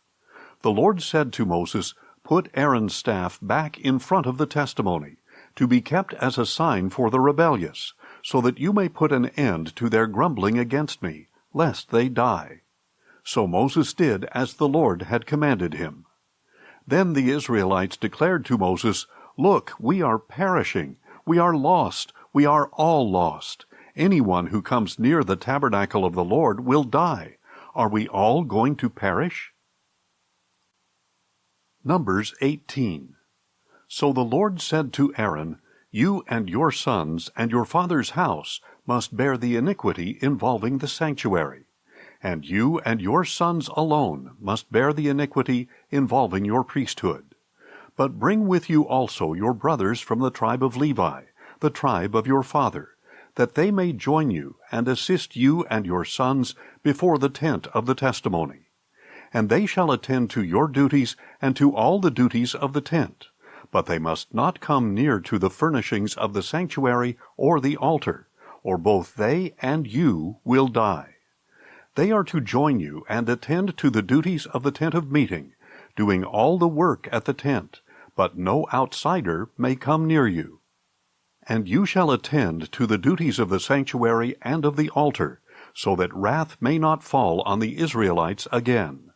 Behold, I myself have selected your fellow Levites from the Israelites as a gift to you, dedicated to the Lord to perform the service for the tent of meeting. But only you and your sons shall attend to your priesthood for everything concerning the altar and what is inside the veil, and you are to perform that service. I am giving you the work of the priesthood as a gift, but any outsider who comes near the sanctuary must be put to death. Then the Lord said to Aaron, Behold, I have put you in charge of my offerings. As for all the sacred offerings of the Israelites, I have given them to you and your sons as a portion and a permanent statute. A portion of the most holy offerings reserved from the fire will be yours. From all the offerings they render to me as most holy offerings, whether grain offerings or sin offerings or guilt offerings, that part belongs to you and your sons. You are to eat it as a most holy offering, and every male may eat it. You shall regard it as holy. And this is yours as well, the offering of their gifts, along with all the wave offerings of the Israelites. I have given this to you and your sons and daughters as a permanent statute. Every ceremonially clean person in your household may eat it. I give you all the freshest olive oil, and all the finest new wine and grain that the Israelites give to the Lord as their first fruits. The first fruits of everything in their land that they bring to the Lord will belong to you. Every ceremonially clean person in your household may eat them. Every devoted thing in Israel belongs to you. The firstborn of every womb, whether man or beast, that is offered to the Lord belongs to you. But you must surely redeem every firstborn son, and every firstborn male of unclean animals. You are to pay the redemption price for a month-old male according to your valuation, 5 shekels of silver according to the sanctuary shekel, which is 20 gerahs. But you must not redeem the firstborn of an ox, a sheep, or a goat. They are holy. You are to sprinkle their blood on the altar and burn their fat as an offering made by fire, a pleasing aroma to the Lord. And their meat belongs to you, just as the breast and right thigh of the wave offering belong to you. All the holy offerings that the Israelites present to the Lord, I give to you and to your sons and daughters as a permanent statute. It is a permanent covenant of salt before the Lord for you and your offspring. Then the Lord said to Aaron, You will have no inheritance in their land, nor will you have any portion among them. I am your portion and your inheritance among the Israelites. Behold, I have given to the Levites all the tithes in Israel as an inheritance in return for the work they do, the service of the tent of meeting. No longer may the Israelites come near to the tent of meeting, or they will incur guilt and die. The Levites are to perform the work of the tent of meeting, and they must bear their iniquity. This is a permanent statute for the generations to come. The Levites will not receive an inheritance among the Israelites. For I have given to the Levites as their inheritance the tithe that the Israelites present to the Lord as a contribution. That is why I told them that they would not receive an inheritance among the Israelites. And the Lord instructed Moses, Speak to the Levites, and tell them, When you receive from the Israelites the tithe that I have given you as your inheritance, you must present part of it as an offering to the Lord, a tithe of the tithe. Your offering will be reckoned to you as grain from the threshing floor or juice from the winepress.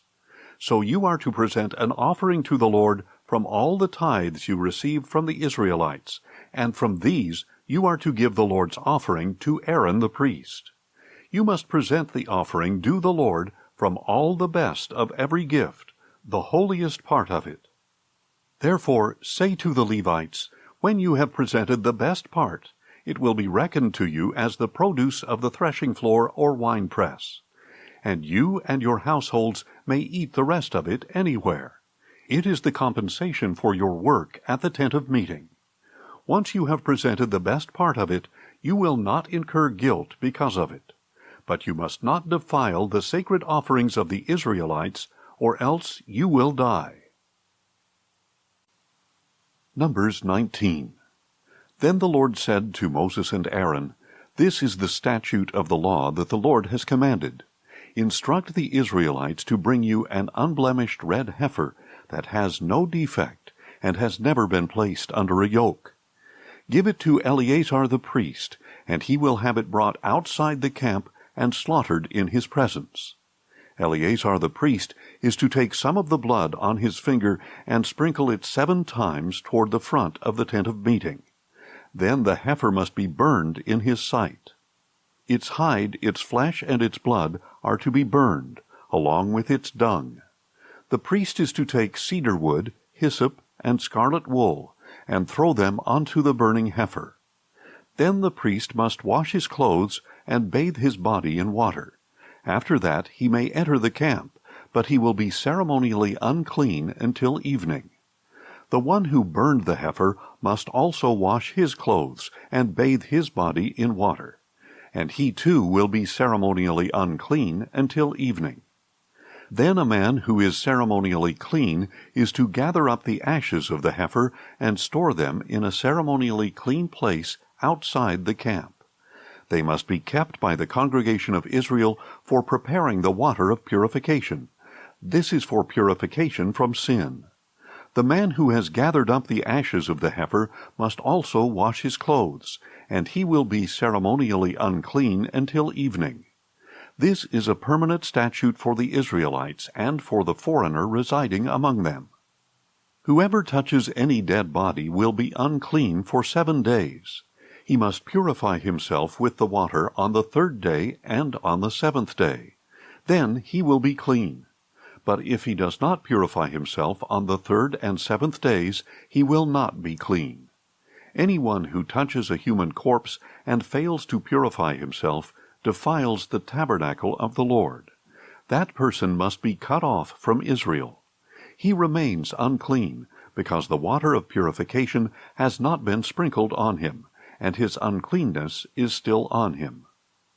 This is the law when a person dies in a tent. Everyone who enters the tent, and everyone already in the tent, will be unclean for 7 days, and any open container without a lid fastened on it is unclean. Anyone in the open field who touches someone who has been killed by the sword or has died of natural causes, or anyone who touches a human bone or a grave, will be unclean for 7 days. For the purification of the unclean person, take some of the ashes of the burnt sin offering, put them in a jar, and pour fresh water over them. Then a man who is ceremonially clean is to take some hyssop, dip it in the water, and sprinkle the tent, all the furnishings, and the people who were there. He is also to sprinkle the one who touched a bone, a grave, or a person who has died or been slain. The man who is ceremonially clean is to sprinkle the unclean person on the 3rd day and on the 7th day. After he purifies the unclean person on the 7th day, the one being cleansed must wash his clothes and bathe in water, and that evening he will be clean. But if a person who is unclean does not purify himself, he will be cut off from the assembly, because he has defiled the sanctuary of the Lord. The water of purification has not been sprinkled on him. He is unclean. This is a permanent statute for the people. The one who sprinkles the water of purification must wash his clothes, and whoever touches the water of purification will be unclean until evening. Anything the unclean person touches will become unclean, and anyone who touches it will be unclean until evening. Numbers 20. In the first month, the whole congregation of Israel entered the wilderness of Zin, and stayed in Kadesh. There Miriam died and was buried. Now there was no water for the congregation, so they gathered against Moses and Aaron. The people quarreled with Moses and said, "If only we had perished with our brothers before the Lord! Why have you brought the Lord's assembly into this wilderness for us and our livestock to die here? Why have you led us up out of Egypt to bring us to this wretched place? It is not a place of grain, figs, vines, or pomegranates, and there is no water to drink." Then Moses and Aaron went from the presence of the assembly to the entrance to the tent of meeting. They fell face down, and the glory of the Lord appeared to them. And the Lord said to Moses, "Take the staff and assemble the congregation. You and your brother Aaron are to speak to the rock while they watch, and it will pour out its water. You will bring out water from the rock and provide drink for the congregation and their livestock." So Moses took the staff from the Lord's presence just as he had been commanded. Then Moses and Aaron gathered the assembly in front of the rock, and Moses said to them, "Listen now, you rebels. Must we bring you water out of this rock?" Then Moses raised his hand and struck the rock twice with his staff, so that a great amount of water gushed out, and the congregation and their livestock were able to drink. But the Lord said to Moses and Aaron, "Because you did not trust me to show my holiness in the sight of the Israelites, you will not bring this assembly into the land that I have given them." These were the waters of Meribah, where the Israelites quarreled with the Lord, and he showed his holiness among them. From Kadesh Moses sent messengers to tell the king of Edom, "This is what your brother Israel says. You know all the hardship that has befallen us, how our fathers went down to Egypt, where we lived many years. The Egyptians mistreated us and our fathers, and when we cried out to the Lord, he heard our voice, sent an angel, and brought us out of Egypt. Now look, we are in Kadesh, a city on the edge of your territory. Please let us pass through your land. We will not cut through any field or vineyard, or drink water from any well. We will stay on the king's highway. We will not turn to the right or to the left until we have passed through your territory." But Edom answered, "You may not travel through our land, or we will come out and confront you with the sword." "We will stay on the main road," the Israelites replied, "and if we or our herds drink your water, we will pay for it. There will be no problem, only let us pass through on foot." But Edom insisted, "You may not pass through." And they came out to confront the Israelites with a large army and a strong hand. So Edom refused to allow Israel to pass through their territory, and Israel turned away from them. After they had set out from Kadesh, the whole congregation of Israel came to Mount Hor.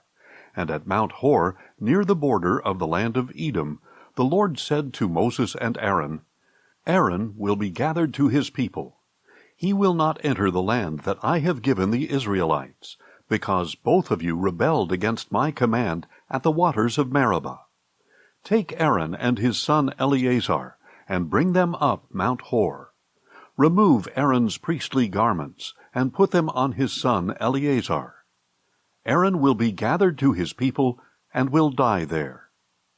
So Moses did as the Lord had commanded, and they climbed Mount Hor in the sight of the whole congregation.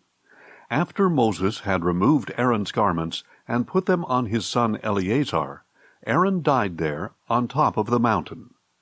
Then Moses and Eleazar came down from the mountain.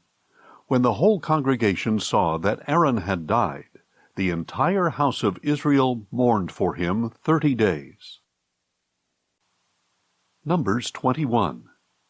When the Canaanite king of Arad, who lived in the Negev, heard that Israel was coming along the road to Atharim, he attacked Israel and captured some prisoners.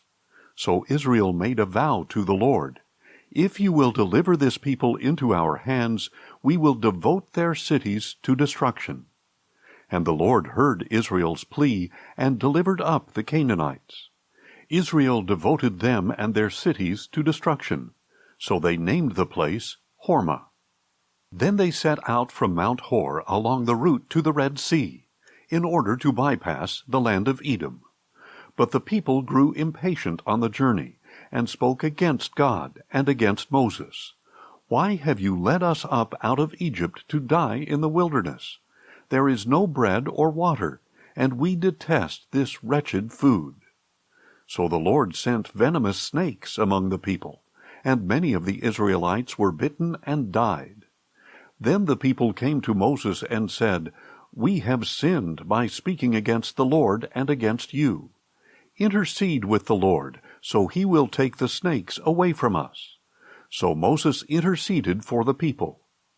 Then the Lord said to Moses, "Make a fiery serpent and mount it on a pole. When anyone who is bitten looks at it, he will live." So Moses made a bronze snake and mounted it on a pole. If anyone who was bitten looked at the bronze snake, he would live.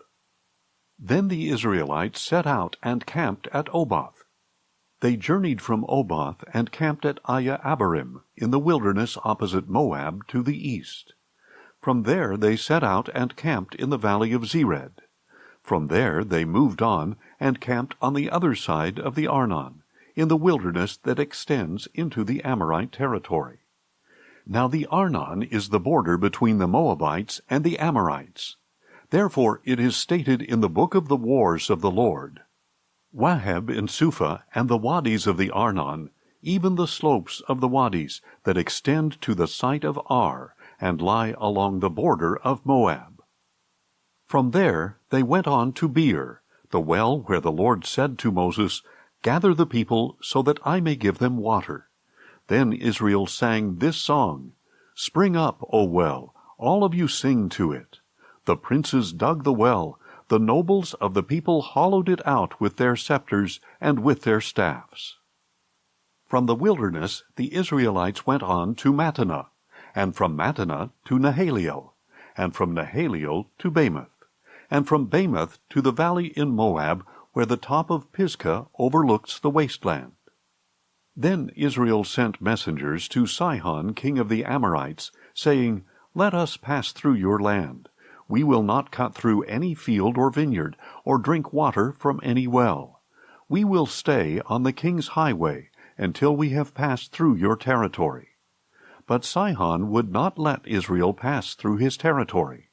Instead, he gathered his whole army and went out to confront Israel in the wilderness. When he came to Jahaz, he fought against Israel. And Israel put him to the sword and took possession of his land, from the Arnon to the Jabbok, but only up to the border of the Ammonites, because it was fortified. Israel captured all the cities of the Amorites and occupied them, including Heshbon and all its villages. Heshbon was the city of Sihon, king of the Amorites, who had fought against the former king of Moab and taken all his land as far as the Arnon. That is why the poets say, "Come to Heshbon, let it be rebuilt. Let the city of Sihon be restored. For a fire went out from Heshbon, a blaze from the city of Sihon. It consumed Ar of Moab, the rulers of Arnon's heights. Woe to you, O Moab! You are destroyed, O people of Chemosh. He gave up his sons as refugees, and his daughters into captivity to Sihon, king of the Amorites. But we have overthrown them.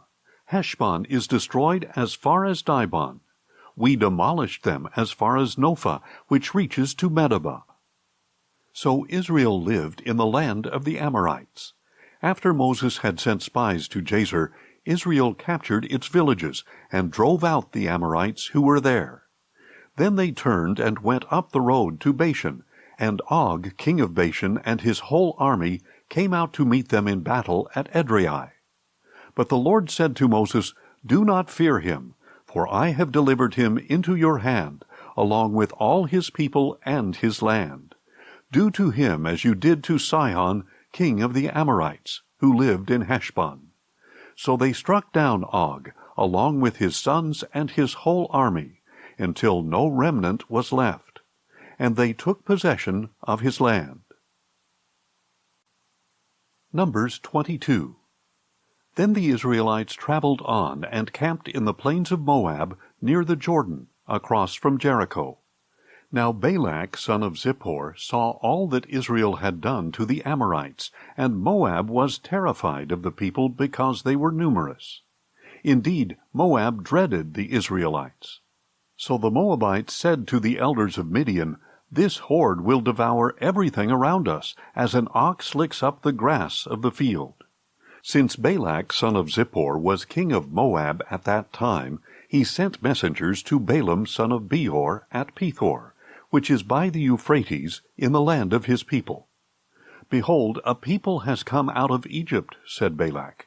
"They cover the face of the land, and have settled next to me. So please come now, and put a curse on this people, because they are too mighty for me. Perhaps I may be able to defeat them, and drive them out of the land. For I know that those you bless are blessed, and those you curse are cursed." The elders of Moab and Midian departed with the fees for divination in hand. They came to Balaam and relayed to him the words of Balak. "Spend the night here," Balaam replied, "and I will give you the answer that the Lord speaks to me."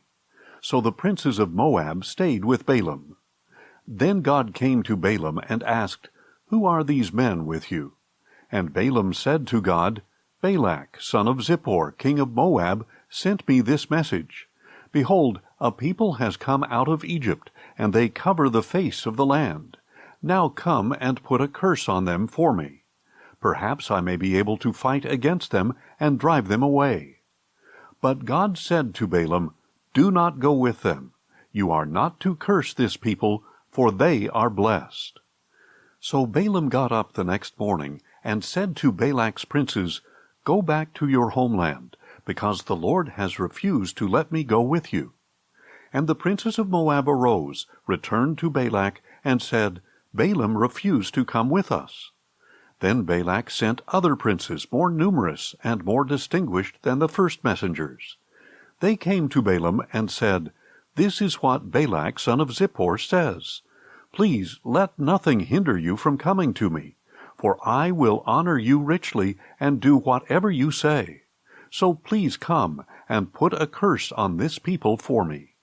But Balaam replied to the servants of Balak, "If Balak were to give me his house full of silver and gold, I could not do anything, small or great, to go beyond the command of the Lord my God. So now, please stay here overnight, as the others did, that I may find out what else the Lord has to tell me." That night God came to Balaam and said, "Since these men have come to summon you, get up and go with them. But you must only do what I tell you." So in the morning Balaam got up, saddled his donkey, and went with the princes of Moab. Then God's anger was kindled because Balaam was going along, and the angel of the Lord stood in the road to oppose him. Balaam was riding his donkey, and his 2 servants were with him. When the donkey saw the angel of the Lord standing in the road with a drawn sword in his hand, she turned off the path and went into a field. So Balaam beat her to return her to the path. Then the angel of the Lord stood in a narrow passage between 2 vineyards, with walls on either side. And the donkey saw the angel of the Lord, and pressed herself against the wall, crushing Balaam's foot against it. So he beat her once again. And the angel of the Lord moved on ahead, and stood in a narrow place where there was no room to turn to the right or left. When the donkey saw the angel of the Lord, she lay down under Balaam, and he became furious and beat her with his staff. Then the Lord opened the donkey's mouth, and she said to Balaam, "What have I done to you, that you have beaten me these 3 times?" Balaam answered the donkey, "You have made a fool of me. If I had a sword in my hand, I would kill you right now." But the donkey said to Balaam, Am I not the donkey you have ridden all your life until today? Have I ever treated you this way before?" "No," he replied. Then the Lord opened Balaam's eyes, and he saw the angel of the Lord standing in the road with a drawn sword in his hand. And Balaam bowed low and fell face down. The angel of the Lord asked him, "Why have you beaten your donkey these 3 times? Behold, I have come out to oppose you, because your way is perverse before me. The donkey saw me and turned away from me these 3 times. If she had not turned away, then by now I would surely have killed you, and let her live." "I have sinned," Balaam said to the angel of the Lord, "for I did not realize that you were standing in the road to confront me. And now, if this is displeasing in your sight, I will go back home." But the angel of the Lord said to Balaam, "Go with the men, but you are to speak only what I tell you." So Balaam went with the princes of Balak. When Balak heard that Balaam was coming, he went out to meet him at the Moabite city on the Arnon border, at the edge of his territory. And he said to Balaam, "Did I not send you an urgent summons? Why did you not come to me? Am I really not able to richly reward you?" "See, I have come to you," Balaam replied, "but can I say just anything? I must speak only the word that God puts in my mouth." So Balaam accompanied Balak, and they came to Kiriath-Huzoth. Balak sacrificed cattle and sheep, and he gave portions to Balaam and the princes who were with him. The next morning Balak took Balaam and brought him up to Bamoth-baal. From there he could see the outskirts of the camp of the people. Numbers 23. Then Balaam said to Balak, "Build for me 7 altars here, and prepare for me 7 bulls and 7 rams." So Balak did as Balaam had instructed, and Balak and Balaam offered a bull and a ram on each altar. "Stay here by your burnt offering while I am gone," Balaam said to Balak. "Perhaps the Lord will meet with me, and whatever he reveals to me I will tell you." So Balaam went off to a barren height, and God met with him. "I have set up 7 altars," Balaam said, "and on each altar I have offered a bull and a ram." Then the Lord put a message in Balaam's mouth, saying, "Return to Balak and give him this message."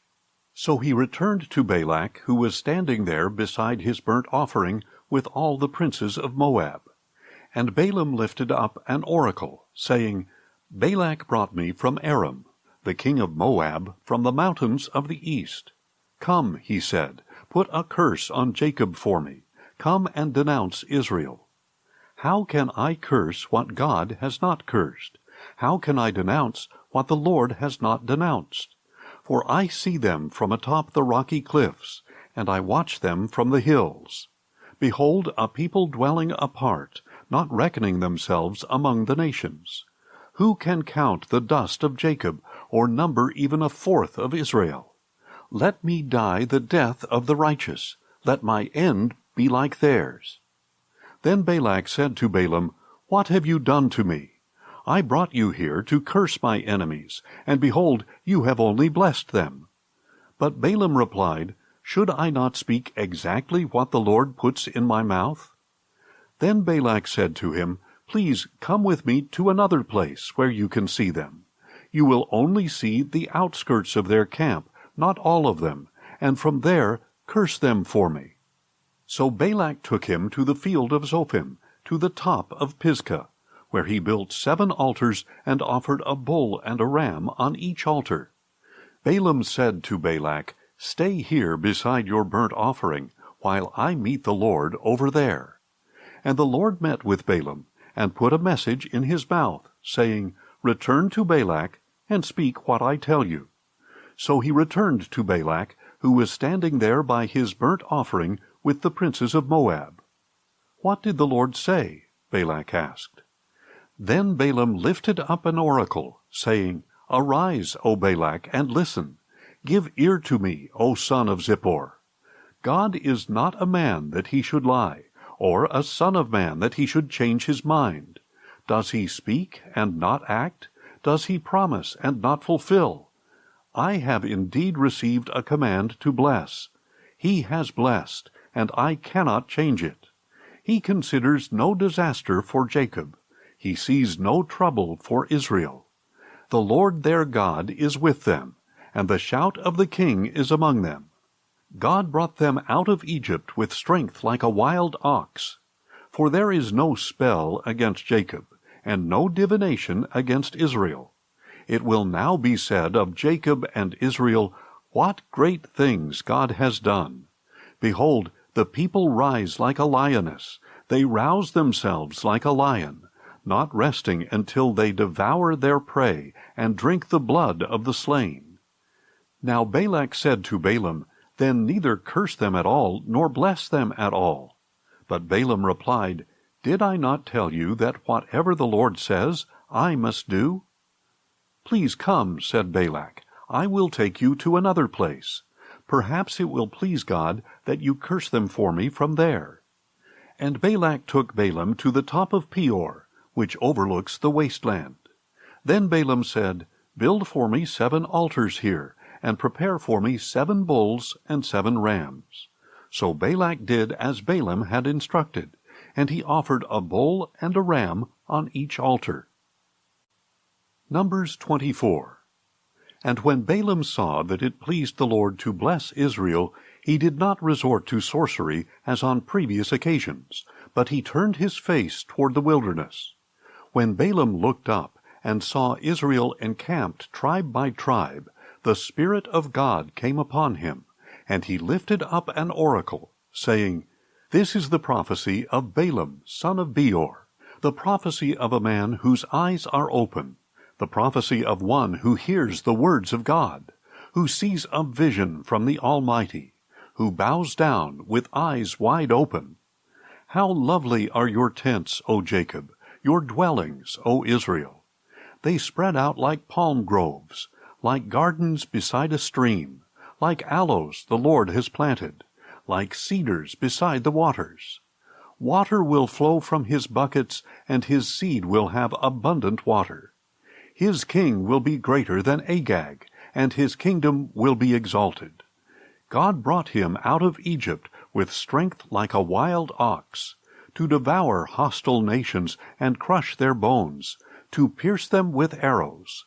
He crouches, he lies down like a lioness, who dares to rouse him? Blessed are those who bless you, and cursed are those who curse you. Then Balak's anger burned against Balaam, and he struck his hands together and said to Balaam, I summoned you to curse my enemies, but behold, you have persisted in blessing them these 3 times. Therefore flee at once to your home. I said I would richly reward you, but instead the Lord has denied your reward. Balaam answered Balak, Did I not already tell the messengers you sent me that even if Balak were to give me his house full of silver and gold, I could not do anything of my own accord, good or bad, to go beyond the command of the Lord? I will speak whatever the Lord says. Now I am going back to my people. But come, let me warn you what this people will do to your people in the days to come. Then Balaam lifted up an oracle, saying, This is the prophecy of Balaam son of Beor, the prophecy of a man whose eyes are open, the prophecy of one who hears the words of God, who has knowledge from the Most High, who sees a vision from the Almighty, who bows down with eyes wide open. I see him, but not now. I behold him, but not near. A star will come forth from Jacob, and a scepter will arise from Israel. He will crush the skulls of Moab, and strike down all the sons of Sheth. Edom will become a possession, as will Seir his enemy. But Israel will perform with valor. A ruler will come from Jacob, and destroy the survivors of the city. Then Balaam saw Amalek, and lifted up an oracle, saying, Amalek was first among the nations, but his end is destruction. Next he saw the Kenites, and lifted up an oracle, saying, Your dwelling place is secure, and your nest is set in a cliff. Yet Cain will be destroyed when Asher takes you captive. Once more Balaam lifted up an oracle, saying, Ah, who can live unless God has ordained it?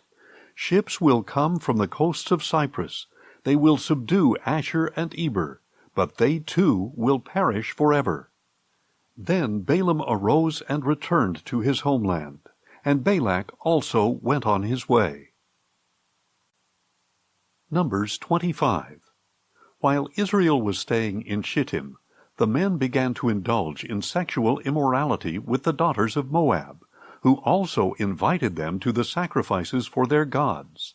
And the people ate and bowed down to these gods. So Israel joined in worshipping Baal of Peor, and the anger of the Lord burned against them.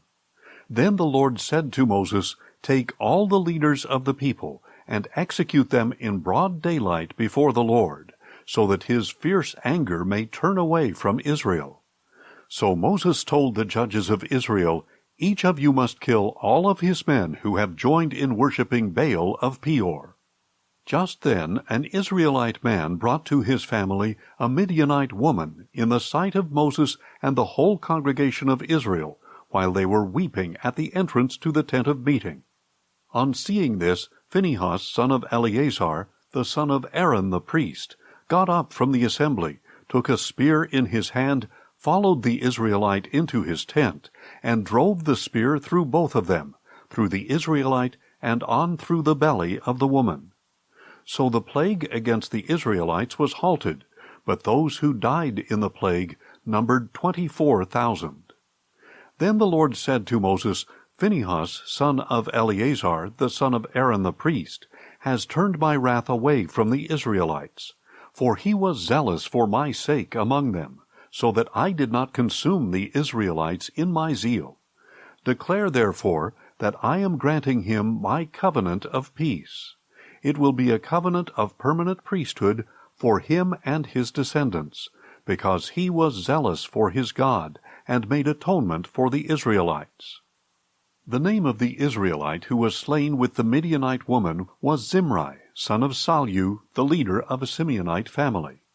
And the name of the slain Midianite woman was Cozbi, the daughter of Zur, a tribal chief of a Midianite family. And the Lord said to Moses, Attack the Midianites and strike them dead, for they assailed you deceitfully when they seduced you in the matter of Peor and their sister Cozbi, the daughter of the Midianite leader, the woman who was killed on the day the plague came because of Peor. Numbers 26. After the plague had ended, the Lord said to Moses and Eleazar, son of Aaron the priest, Take a census of the whole congregation of Israel by the houses of their fathers, all those 20 years of age or older who can serve in the army of Israel. So on the plains of Moab by the Jordan, across from Jericho, Moses and Eleazar the priest issued the instruction, Take a census of the men 20 years of age or older, as the Lord has commanded Moses. And these were the Israelites who came out of the land of Egypt. Reuben was the firstborn of Israel. These were the descendants of Reuben. The Hanokite clan from Hanok, the Paluite clan from Palu, the Hezronite clan from Hezron, and the Carmite clan from Carmi. These were the clans of Reuben, and their registration numbered 43,730. Now the son of Palu was Eliab, and the sons of Eliab were Nemuel, Dathan, and Abiram. It was Dathan and Abiram, chosen by the congregation, who fought against Moses and Aaron with the followers of Korah, who rebelled against the Lord. And the earth opened its mouth and swallowed them along with Korah, whose followers died when the fire consumed 250 men. They serve as a warning sign. However, the line of Korah did not die out. These were the descendants of Simeon by their clans. The Nemuelite clan from Nemuel, the Jaminite clan from Jamin, the Jachinite clan from Jachin, the Zerahite clan from Zerah, and the Shaulite clan from Shaul. These were the clans of Simeon, and there were 22,200 men. These were the descendants of Gad by their clans. the Zephonite clan from Zephon, the Haggite clan from Haggai, the Shunite clan from Shuni, the Oznite clan from Ozni, the Erite clan from Eri, the Arodite clan from Arod, and the Aralite clan from Arali. These were the clans of Gad, and their registration numbered 40,500. The sons of Judah were and Onan, but they died in the land of Canaan. These were the descendants of Judah by their clans. The Shilonite clan from Shelah, the Perezite clan from Perez, and the Zerahite clan from Zerah. And these were the descendants of Perez, the Hezronite clan from Hezron, and the Hamelite clan from Hamel. These were the clans of Judah, and their registration numbered 76,500. These were the descendants of Issachar by their clans, the Tolaite clan from Tola, the Punite clan from Puvah, the Jashubite clan from Jashub, and the Shimronite clan from Shimron. These were the clans of Issachar, and their registration numbered 64,300. These were the descendants of Zebulun by their clans, the Seredite clan from Sered, the Elonite clan from Elon, and the Jalielite clan from Jaliel. These were the clans of Zebulun, and their registration numbered 60,500. The descendants of Joseph included the clans of Manasseh and Ephraim. These were the descendants of Manasseh, the Macherite clan from Macher, the father of Gilead, and the Gileadite clan from Gilead. These were the descendants of Gilead, the Iezerite clan from Iezer, the Helekite clan from Helek, the Asrielite clan from Asriel, the Shechemite clan from Shechem, the Shemidaite clan from Shemida, and the Hepherite clan from Hepher. Now Zelophehad, son of Hepher, had no sons, but only daughters. The names of his daughters were Mahlah, Noah, Hoglah, Milcah, and Tirzah. These were the clans of Manasseh, and their registration numbered 52,700. These were the descendants of Ephraim by their clans, the Shuthelahite clan from Shuthelah, the Becherite clan from Becher, and the Tahanite clan from Tahan. And the descendants of Shuthelah were the Iranite clan from Iran. These were the clans of Ephraim, and their registration numbered 32,500. These clans were the descendants of Joseph. These were the descendants of Benjamin by their clans, the Belahite clan from Bela, the Ashbelite clan from Ashbel, the Ahiramite clan from Ahiram, the Shuphamite clan from Shupham, and the Huphamite clan from Hupham. And the descendants of Bela from Ard and Naaman were the Ardite clan from Ard, and the Naamite clan from Naaman. These were the clans of Benjamin, and their registration numbered 45,600. These were the descendants of Dan by their clans, the Shuhamite clan from Shuham. These were the clans of Dan. All of them were Shuhamite clans, and their registration numbered 64,400. These were the descendants of Asher by their clans, the Imnite clan from Imnah, the Ishvite clan from Ishvi, and the Beriahite clan from Beriah.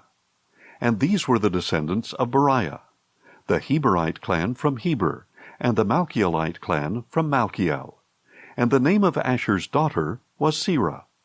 These were the clans of Asher, and their registration numbered 53,400. These were the descendants of Naphtali by their clans, the Jazielite clan from Jaziel, the Gunite clan from Guni, the Jezerite clan from Jezer, and the Shilamite clan from Shillam. These were the clans of Naphtali, and their registration numbered 45,400. These men of Israel numbered 601,730 in all. Then the Lord said to Moses, "The land is to be divided among the tribes as an inheritance, according to the number of names. Increase the inheritance for a large tribe, and decrease it for a small one. Each tribe is to receive its inheritance according to the number of those registered." Indeed, the land must be divided by lot. They shall receive their inheritance according to the names of the tribes of their fathers. Each inheritance is to be divided by lot among the larger and smaller tribes. Now these were the Levites numbered by their clans: the Gershonite clan from Gershon, the Kohathite clan from Kohath, and the Merarite clan from Merari. These were the families of the Levites: the Libnite clan, the Hebronite clan, the Malite clan, the Mushite clan, and the Korahite clan. Now Kohath was the father of Amram, and Amram's wife was named Jochebed. She was also a daughter of Levi, born to Levi in Egypt. To Amram she bore Aaron, Moses, and their sister Miriam. Nadab, Abihu, Eleazar, and Ithamar were born to Aaron. But Nadab and Abihu died when they offered unauthorized fire before the Lord. The registration of the Levites totaled 23,000, every male a month old or more. They were not numbered among the other Israelites, because no inheritance was given to them among the Israelites. These were the ones numbered by Moses and Eleazar the priest, when they counted the Israelites on the plains of Moab by the Jordan, across from Jericho. Among all these, however, there was not one who had been numbered by Moses and Aaron the priest when they counted the Israelites in the wilderness of Sinai. For the Lord had told them that they would surely die in the wilderness. Not one was left, except Caleb son of Jephunneh and Joshua son of Nun. Numbers 27. Now the daughters of Zelophehad, son of Hepher, the son of Gilead, the son of Machir, the son of Manasseh, belonged to the clans of Manasseh, son of Joseph. These were the names of his daughters: Mahlah, Noah, Hoglah, Milcah, and Tirzah. They approached the entrance to the tent of meeting, stood before Moses, Eleazar the priest, the leaders, and the whole congregation, and said, "Our father died in the wilderness, but he was not among the followers of Korah who gathered together against the Lord. Instead, he died because of his own sin, and he had no sons. Why should the name of our father disappear from his clan because he had no sons? Give us property among our father's brothers." So Moses brought their case before the Lord, and the Lord answered him, "The daughters of Zelophehad speak correctly. You certainly must give them property as an inheritance among their father's brothers, and transfer their father's inheritance to them. Furthermore, you shall say to the Israelites, if a man dies and leaves no son, you are to transfer his inheritance to his daughter. If he has no daughter, give his inheritance to his brothers. If he has no brothers, give his inheritance to his father's brothers. And if his father has no brothers, give his inheritance to the next of kin from his clan, that he may take possession of it. This is to be a statutory ordinance for the Israelites, as the Lord has commanded Moses." Then the Lord said to Moses, "Go up this mountain of the Abarim range, and see the land that I have given the Israelites. After you have seen it, you too will be gathered to your people, as your brother Aaron was. For when the congregation contended in the wilderness of Zin, both of you rebelled against my command to show my holiness in their sight regarding the waters. Those were the waters of Meribah in Kadesh, in the wilderness of Zin." So Moses appealed to the Lord. "May the Lord, the God of the spirits of all flesh, appoint a man over the congregation, who will go out and come in before them, and who will lead them out and bring them in, so that the congregation of the Lord will not be like sheep without a shepherd." And the Lord replied to Moses, "Take Joshua son of Nun, a man with the Spirit in him, and lay your hands on him.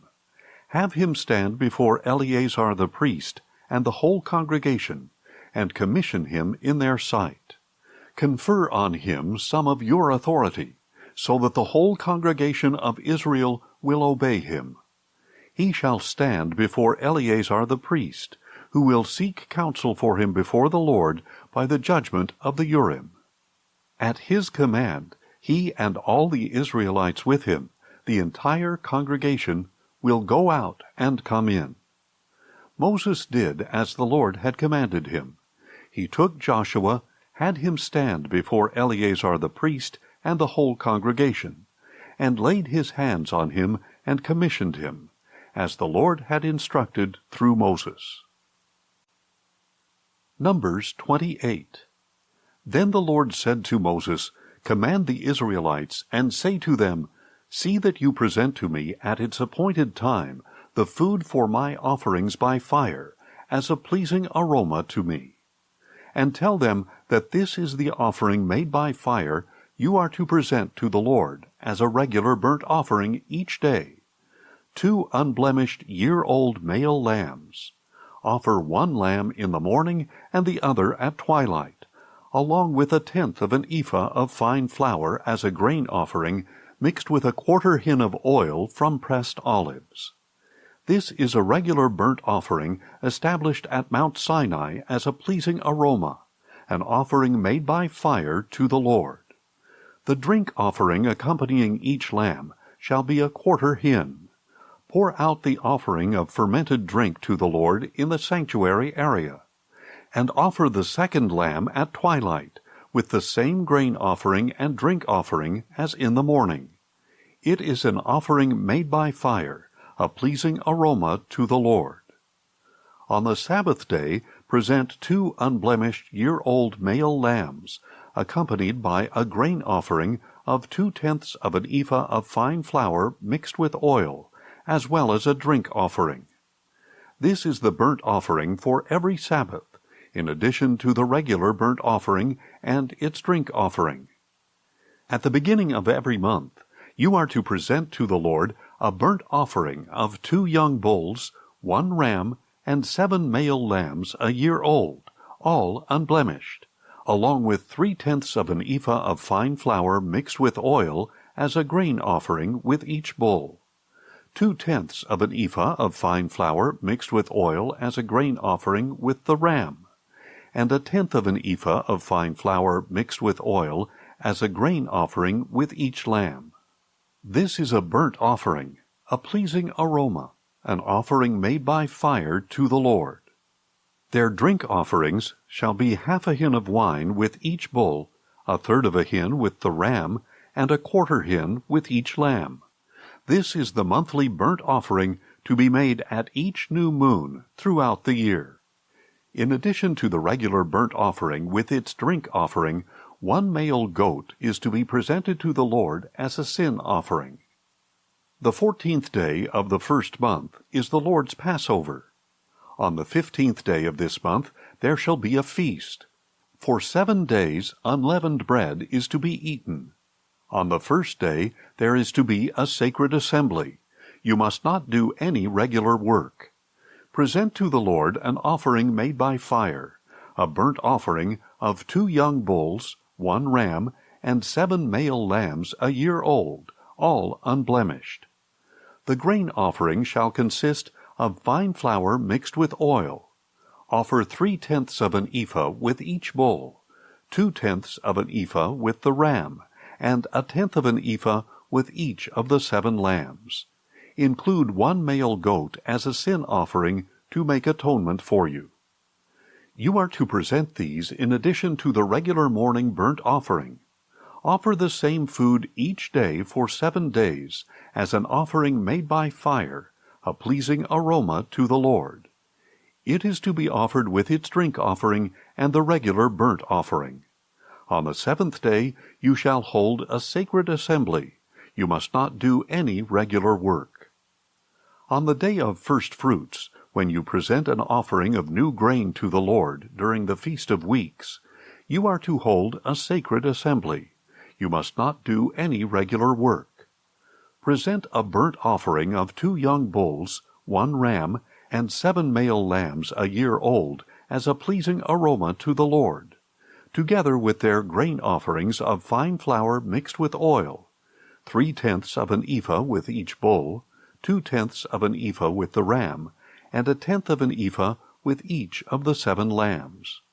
Include 1 male goat to make atonement for you. Offer them with their drink offerings in addition to the regular burnt offering and its grain offering. The animals must be unblemished. Numbers 29.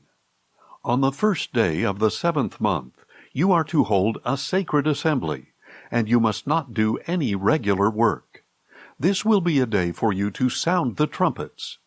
As a pleasing aroma to the Lord, you are to present a burnt offering of 1 young bull, 1 ram, and 7 male lambs a year old, all unblemished, together with their grain offerings of fine flour mixed with oil, 3/10 of an ephah with the bull, 2/10 of an ephah with the ram, and 1/10 of an ephah with each of the 7 male lambs.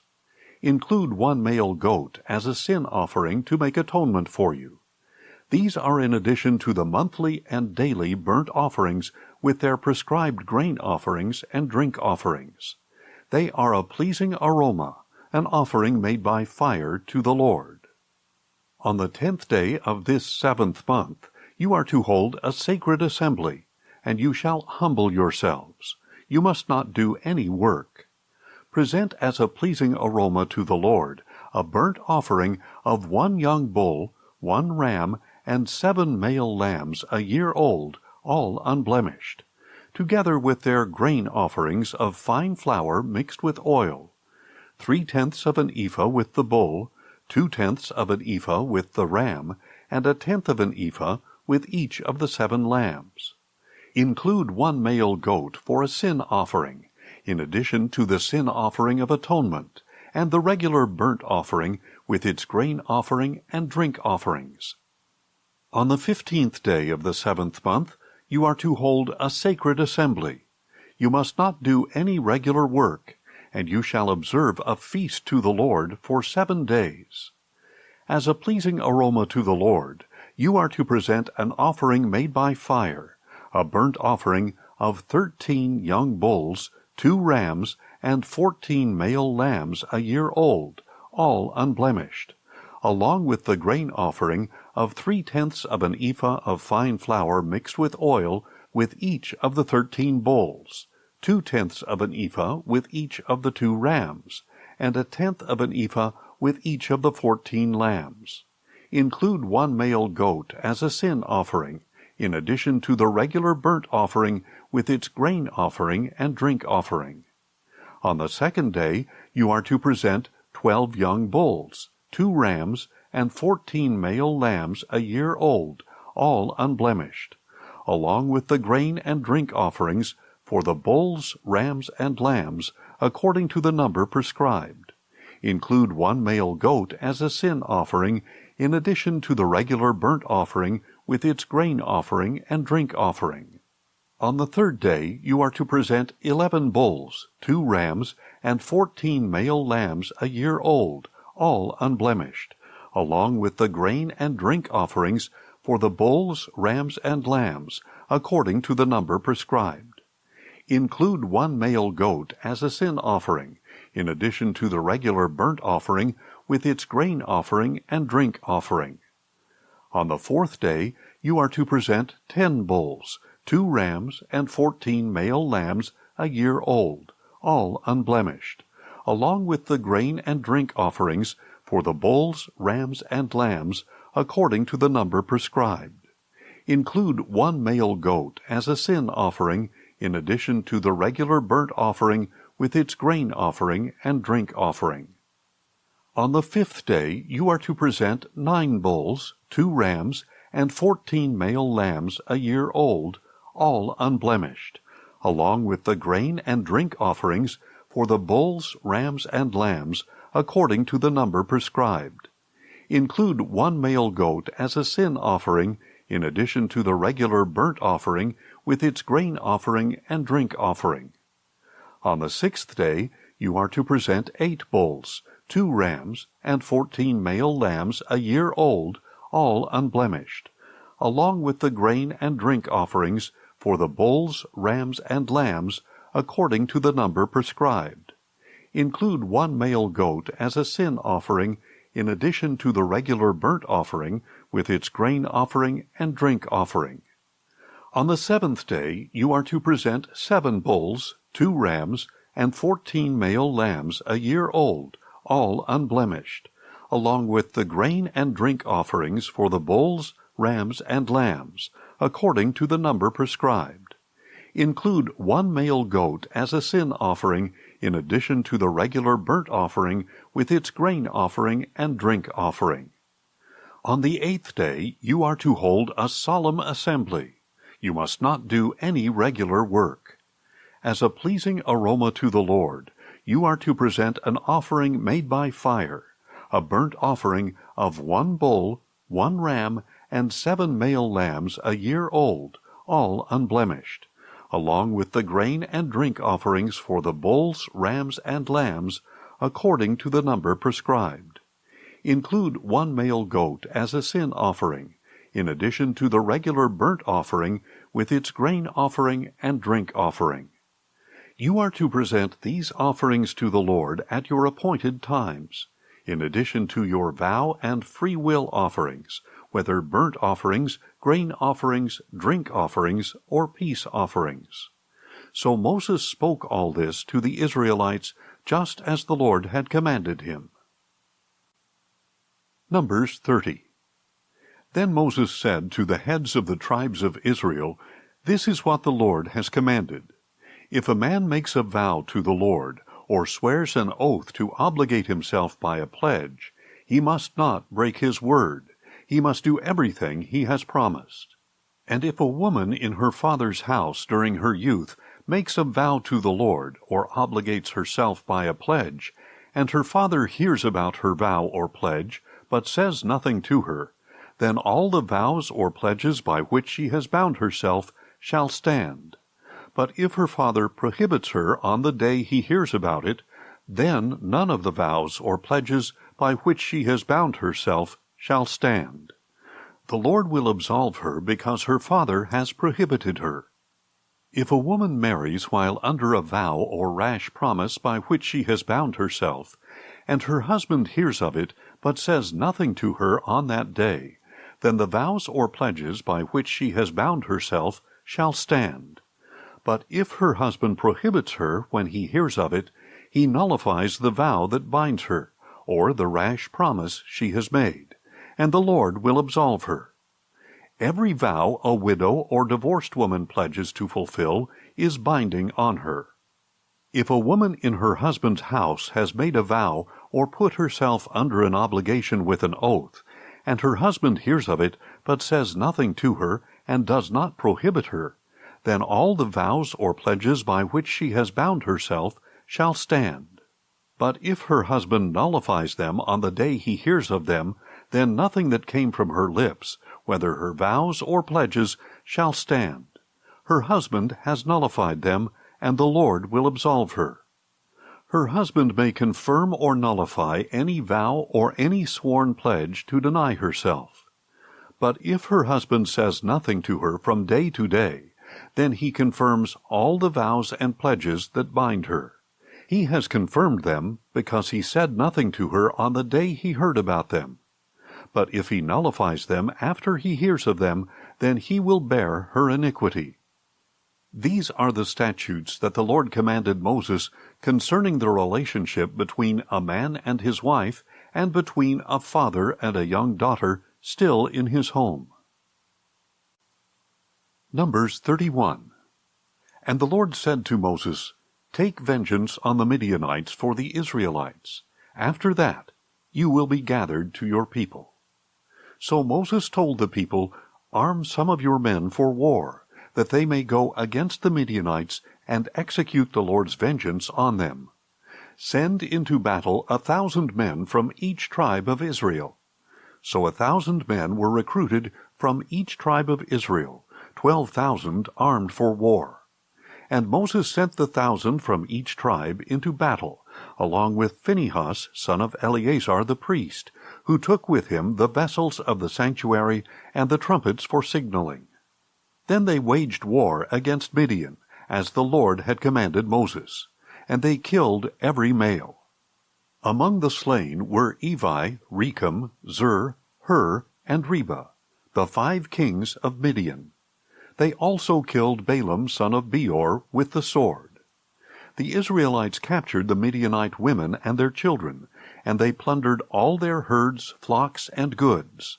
Then they burned all the cities where the Midianites had lived, as well as all their encampments, and carried away all the plunder and spoils, both people and animals.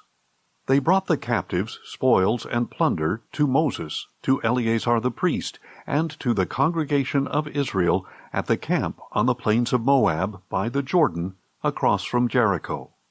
And Moses, Eleazar the priest, and all the leaders of the congregation went to meet them outside the camp. But Moses was angry with the officers of the army, the commanders of thousands and commanders of hundreds, who were returning from the battle. "Have you spared all the women?" he asked them. "Look, these women caused the sons of Israel, through the counsel of Balaam, to turn unfaithfully against the Lord at Peor, so that the plague struck the congregation of the Lord. So now kill all the boys, as well as every woman who has had relations with a man, but spare for yourselves every girl who has never had relations with a man. All of you who have killed a person or touched the dead are to remain outside the camp for 7 days. On the 3rd day and the 7th day you are to purify both yourselves and your captives, and purify every garment and leather good, everything made of goat's hair, and every article of wood." Then Eleazar the priest said to the soldiers who had gone into battle, "This is the statute of the law which the Lord has commanded Moses. Only the gold, silver, bronze, iron, tin, and lead, everything that can withstand the fire, must be put through the fire, and it will be clean. But it must still be purified with the water of purification. And everything that cannot withstand the fire must pass through the water. On the 7th day you are to wash your clothes, and you will be clean. After that you may enter the camp." The Lord said to Moses, "You and Eleazar the priest, and the family heads of the congregation, are to take account of what was captured, both of man and beast. Then divide the captives between the troops who went out to battle and the rest of the congregation. Set aside a tribute for the Lord from what belongs to the soldiers who went into battle, 1 out of every 500, whether persons, cattle, donkeys, or sheep. Take it from their half and give it to Eleazar the priest as an offering to the Lord. From the Israelites' half, take 1 out of every 50, whether persons, cattle, donkeys, sheep, or other animals, and give them to the Levites, who keep charge of the tabernacle of the Lord." So Moses and Eleazar the priest did as the Lord had commanded Moses, and this plunder remained from the spoils the soldiers had taken: 675,000 sheep, 72,000 cattle, 61,000 donkeys, and 32,000 women who had not slept with a man. This was the half portion for those who had gone to war: 337,500 sheep, including a tribute to the Lord of 675, 36,000 cattle, including a tribute to the Lord of 72, 30,500 donkeys, including a tribute to the Lord of 61, and 16,000 people, including a tribute to the Lord of 32. Moses gave the tribute to Eleazar the priest as an offering for the Lord, as the Lord had commanded Moses.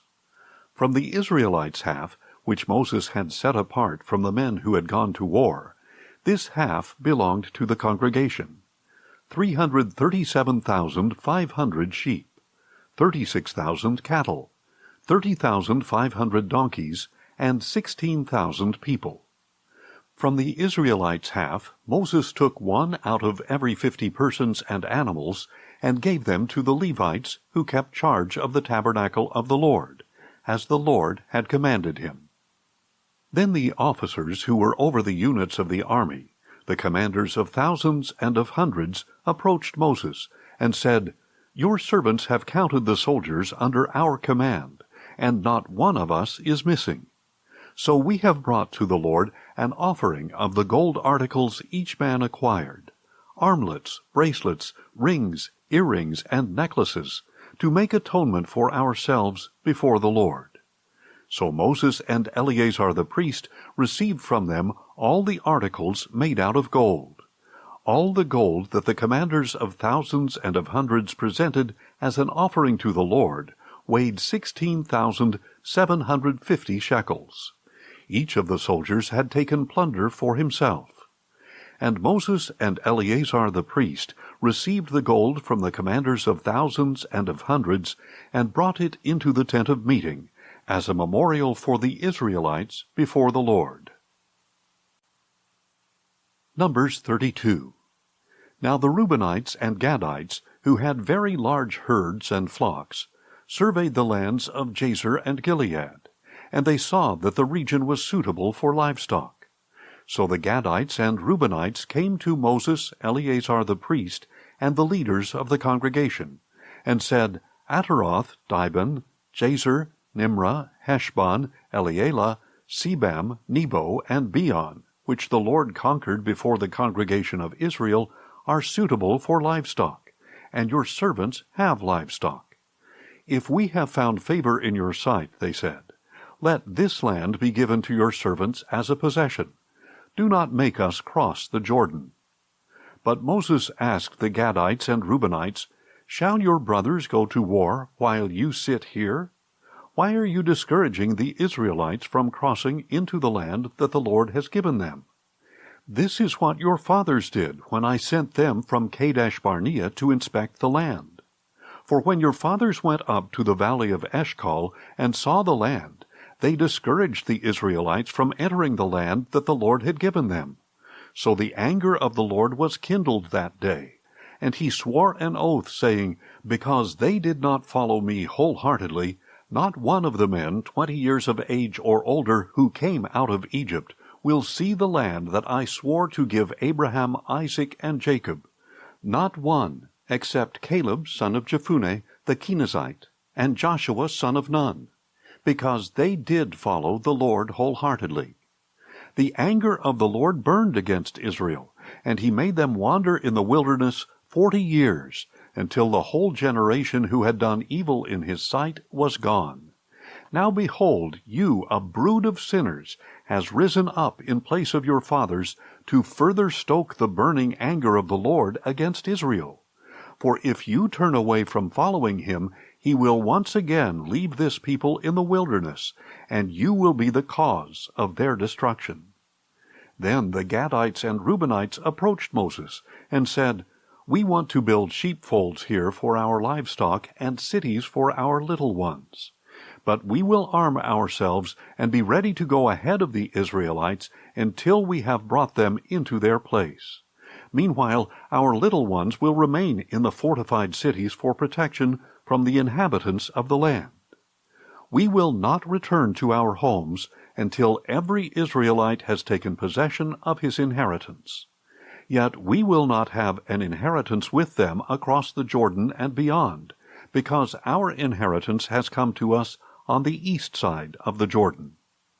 Moses replied, If you will do this, if you will arm yourselves before the Lord for battle, and if every one of your armed men crosses the Jordan before the Lord, until he has driven his enemies out before him, then when the land is subdued before the Lord, you may return and be free of obligation to the Lord and to Israel. And this land will belong to you as a possession before the Lord. But if you do not do this, you will certainly sin against the Lord, and be assured that your sin will find you out. Build cities for your little ones and folds for your flocks, but do what you have promised. The Gadites and Reubenites said to Moses, Your servants will do just as our Lord commands. Our children, our wives, our livestock, and all our animals will remain here in the cities of Gilead. But your servants are equipped for war, and every man will cross over to the battle before the Lord, just as our Lord says. So Moses gave orders about them to Eleazar the priest, to Joshua son of Nun, and to the family leaders of the tribes of Israel. And Moses said to them, If the Gadites and Reubenites cross the Jordan with you, with every man armed for battle before the Lord, and the land is subdued before you, then you are to give them the land of Gilead as a possession. But if they do not arm themselves and go across with you, then they must accept their possession among you in the land of Canaan. The Gadites and Reubenites replied, As the Lord has spoken to your servants, so we will do. We will cross over into the land of Canaan armed before the Lord, that we may have our inheritance on this side of the Jordan. So Moses gave to the Gadites, to the Reubenites, and to the half-tribe of Manasseh, son of Joseph, the kingdom of Sihon, king of the Amorites, and the kingdom of Og, king of Bashan, the land including its cities and the territory surrounding them. And the Gadites built up Dibon, Ataroth, Aroer, Atroth-Shophan, Jazer, Jochebah, Beth-Nimrah, and Beth-Haran as fortified cities, and they built folds for their flocks. The Reubenites built up Heshbon, Elealeh, Kiriathaim, as well as Nebo and Baal-Meon, whose names were changed, and Sibmah, and they renamed the cities they rebuilt. The descendants of Machir, son of Manasseh, went to Gilead, captured it, and drove out the Amorites who were there. So Moses gave Gilead to the clan of Machir, son of Manasseh, and they settled there. Jair, a descendant of Manasseh, went and captured their villages, and called them Havoth-Jair.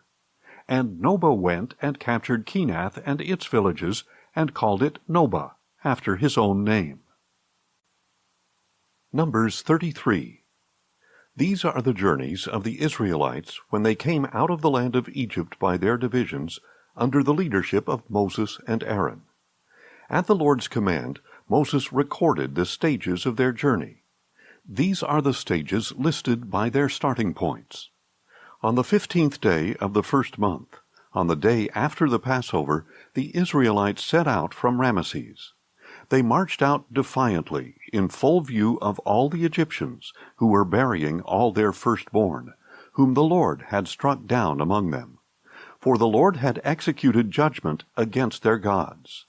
The Israelites set out from Ramesses and camped at Succoth. They set out from Succoth and camped at Etham, on the edge of the wilderness.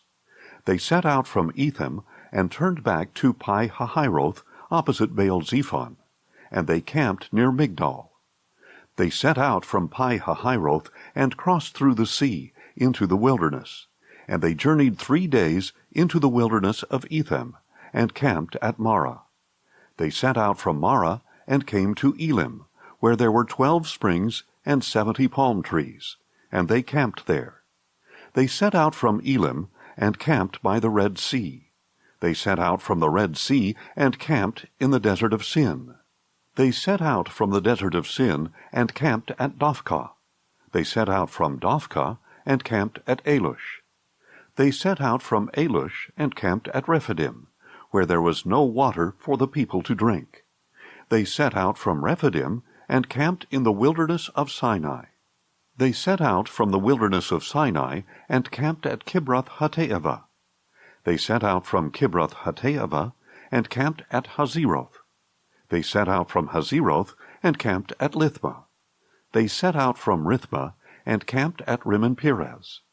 They set out from Rimmon-Perez and camped at Libnah. They set out from Libnah and camped at Rissah. They set out from Rissah and camped at Kehelatha. They set out from Kehelatha and camped at Mount Shepher. They set out from Mount Shepher and camped at Harada. They set out from Harada and camped at Makheloth. They set out from Makheloth and camped at Tahath. They set out from Tahath and camped at Terah. They set out from Terah and camped at Mithkah. They set out from Mithkah and camped at Hashmonah. They set out from Hashmonah and camped at Moseroth. They set out from Moseroth and camped at Bene-Jaakan. They set out from Bene-Jaakan and camped at Hor-Haggidgad. They set out from Hor-Haggidgad and camped at Jotbathah. They set out from Jotbathah and camped at Abronah. They set out from Abrona and camped at Ezion-Geber. They set out from Ezion-Geber and camped at Kadesh in the wilderness of Zin. They set out from Kadesh and camped at Mount Hor, on the outskirts of the land of Edom. At the Lord's command, Aaron the priest climbed Mount Hor and died there on the first day of the 5th month, in the 40th year after the Israelites had come out of the land of Egypt. Aaron was 123 years old when he died on Mount Hor. Now the Canaanite king of Arad, who lived in the Negev, in the land of Canaan, heard that the Israelites were coming. And the Israelites set out from Mount Hor and camped at Zalmonah. They set out from Zalmonah and camped at Punon. They set out from Punon and camped at Oboth. They set out from Oboth and camped at Aya-Abarim on the border of Moab. They set out from Ayim and camped at Dibon-Gad. They set out from Dibon-Gad and camped at Almon-Diblathaim. They set out from Almon-Diblathaim and camped in the mountains of Abarim, facing Nebo. They set out from the mountains of Abarim and camped on the plains of Moab by the Jordan, across from Jericho. And there, on the plains of Moab, they camped by the Jordan, from Beth-Jeshimoth to Abel-Shittim. On the plains of Moab, by the Jordan, across from Jericho, the Lord said to Moses, "Speak to the Israelites, and tell them, when you cross the Jordan into the land of Canaan, you must drive out before you all the inhabitants of the land, destroy all their carved images and cast idols, and demolish all their high places. You are to take possession of the land and settle in it, for I have given you the land to possess. And you are to divide the land by lot, according to your clans. Give a larger inheritance to a larger clan, and a smaller inheritance to a smaller one. Whatever falls to each one by lot will be his. You will receive an inheritance according to the tribes of your fathers. But if you do not drive out the inhabitants of the land before you, those you allow to remain will become barbs in your eyes and thorns in your sides. They will harass you in the land where you settle, and then I will do to you what I had planned to do to them."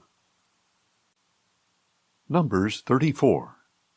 Then the Lord said to Moses, "Command the Israelites, and say to them, when you enter the land of Canaan, it will be allotted to you as an inheritance with these boundaries. Your southern border will extend from the wilderness of Zin along the border of Edom. On the east, your southern border will run from the end of the Salt Sea, cross south of the ascent of Akrabim, continue to Zin, and go south of Kadesh Barnea. Then it will go on to Hazar Adar, and proceed to Asmon, where it will turn from Asmon, join the brook of Egypt, and end at the sea. Your western border will be the coastline of the Great Sea. This will be your boundary on the west. Your northern border will run from the Great Sea directly to Mount Hor, and from Mount Hor to Lebo-Hamath, then extend to Zedad, continue to Ziphron, and end at Hazar-Enan. This will be your boundary on the north. And your eastern border will run straight from Hazar-Enan to Shephem, then go down from Shephem to Riblah on the east side of Ain, and continue along the slopes east of the Sea of Kinnereth. Then the border will go down along the Jordan and end at the Salt Sea. This will be your land, defined by its borders on all sides. So Moses commanded the Israelites, "Apportion this land by lot as an inheritance. The Lord has commanded that it be given to the 9½ tribes. For the tribes of the Reubenites and Gadites, along with the half-tribe of Manasseh, have already received their inheritance. These 2½ tribes have received their inheritance across the Jordan from Jericho toward the sunrise." Then the Lord said to Moses, "These are the names of the men who are to assign the land as an inheritance for you: Eleazar the priest and Joshua son of Nun. Appoint one leader from each tribe to distribute the land. These are their names: Caleb son of Jephunneh from the tribe of Judah, Shemuel son of Ammihud from the tribe of Simeon, Elidad, son of Kislon, from the tribe of Benjamin. Buckai, son of Joglai, a leader from the tribe of Dan. Haniel, son of Ephod, a leader from the tribe of Manasseh, son of Joseph. Kemuel, son of Shiftan, a leader from the tribe of Ephraim. Elizaphan, son of Parnak, a leader from the tribe of Zebulun. Paltiel, son of Azan, a leader from the tribe of Issachar. Ahihud, son of Shalomai, a leader from the tribe of Asher. And Pedahel, son of Ammihud, a leader from the tribe of Naphtali. These are the ones whom the Lord commanded to apportion the inheritance to the Israelites in the land of Canaan. Numbers 35. Again the Lord spoke to Moses on the plains of Moab by the Jordan, across from Jericho. Command the Israelites to give, from the inheritance they will possess, cities for the Levites to live in, and pasture lands around the cities. The cities will be for them to live in, and the pasture lands will be for their herds, their flocks, and all their other livestock. The pasture lands around the cities you are to give the Levites will extend 1,000 cubits from the wall on every side. You are also to measure 2,000 cubits outside the city on the east, 2,000 on the south, 2,000 on the west, and 2,000 on the north, with the city in the center. These areas will serve as larger pasture lands for the cities. 6 of the cities you give the Levites are to be appointed as cities of refuge, to which a manslayer may flee. In addition to these, give the Levites 42 other cities.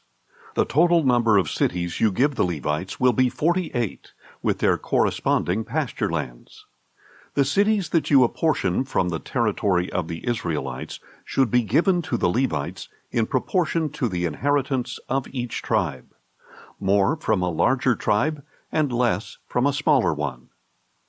Then the Lord said to Moses, "Speak to the Israelites and tell them, when you cross the Jordan into the land of Canaan, designate cities to serve as your cities of refuge, so that a person who kills someone unintentionally may flee there. You are to have these cities as a refuge from the avenger, so that the manslayer will not die until he stands trial before the assembly. The cities you select will be your 6 cities of refuge. Select 3 cities across the Jordan and 3 in the land of Canaan as cities of refuge. These 6 cities will serve as a refuge for the Israelites and for the foreigner or stranger among them, so that anyone who kills a person unintentionally may flee there. If, however, anyone strikes a person with an iron object and kills him, he is a murderer. The murderer must surely be put to death. Or if anyone has in his hand a stone of deadly size, and he strikes and kills another, he is a murderer. The murderer must surely be put to death. If anyone has in his hand a deadly object of wood, and he strikes and kills another, he is a murderer. The murderer must surely be put to death. The avenger of blood is to put the murderer to death. When he finds him, he is to kill him. Likewise, if anyone maliciously pushes another or intentionally throws an object at him and kills him, or if in hostility he strikes him with his hand and he dies, the one who struck him must surely be put to death. He is a murderer. When the avenger of blood finds the murderer, he is to kill him. But if anyone pushes a person suddenly without hostility, or throws an object at him unintentionally, or without looking drops a heavy stone that kills him, but he was not an enemy and did not intend to harm him, then the congregation must judge between the slayer and the avenger of blood according to these ordinances. The assembly is to protect the manslayer from the hand of the avenger of blood. Then the assembly will return him to the city of refuge to which he fled, and he must live there until the death of the high priest, who was anointed with the holy oil.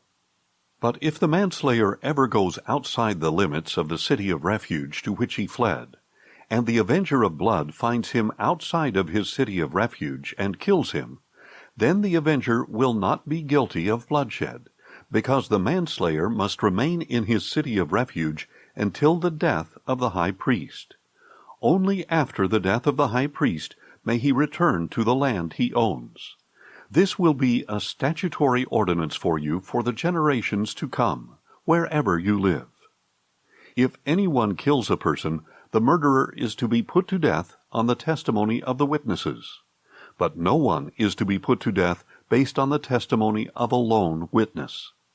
You are not to accept a ransom for the life of a murderer who deserves to die. He must surely be put to death. Nor should you accept a ransom for the person who flees to a city of refuge and allow him to return and live on his own land before the death of the high priest. Do not pollute the land where you live, for bloodshed pollutes the land, and no atonement can be made for the land on which the blood is shed, except by the blood of the one who shed it. Do not defile the land where you live and where I dwell. For I, the Lord, dwell among the Israelites. Numbers 36.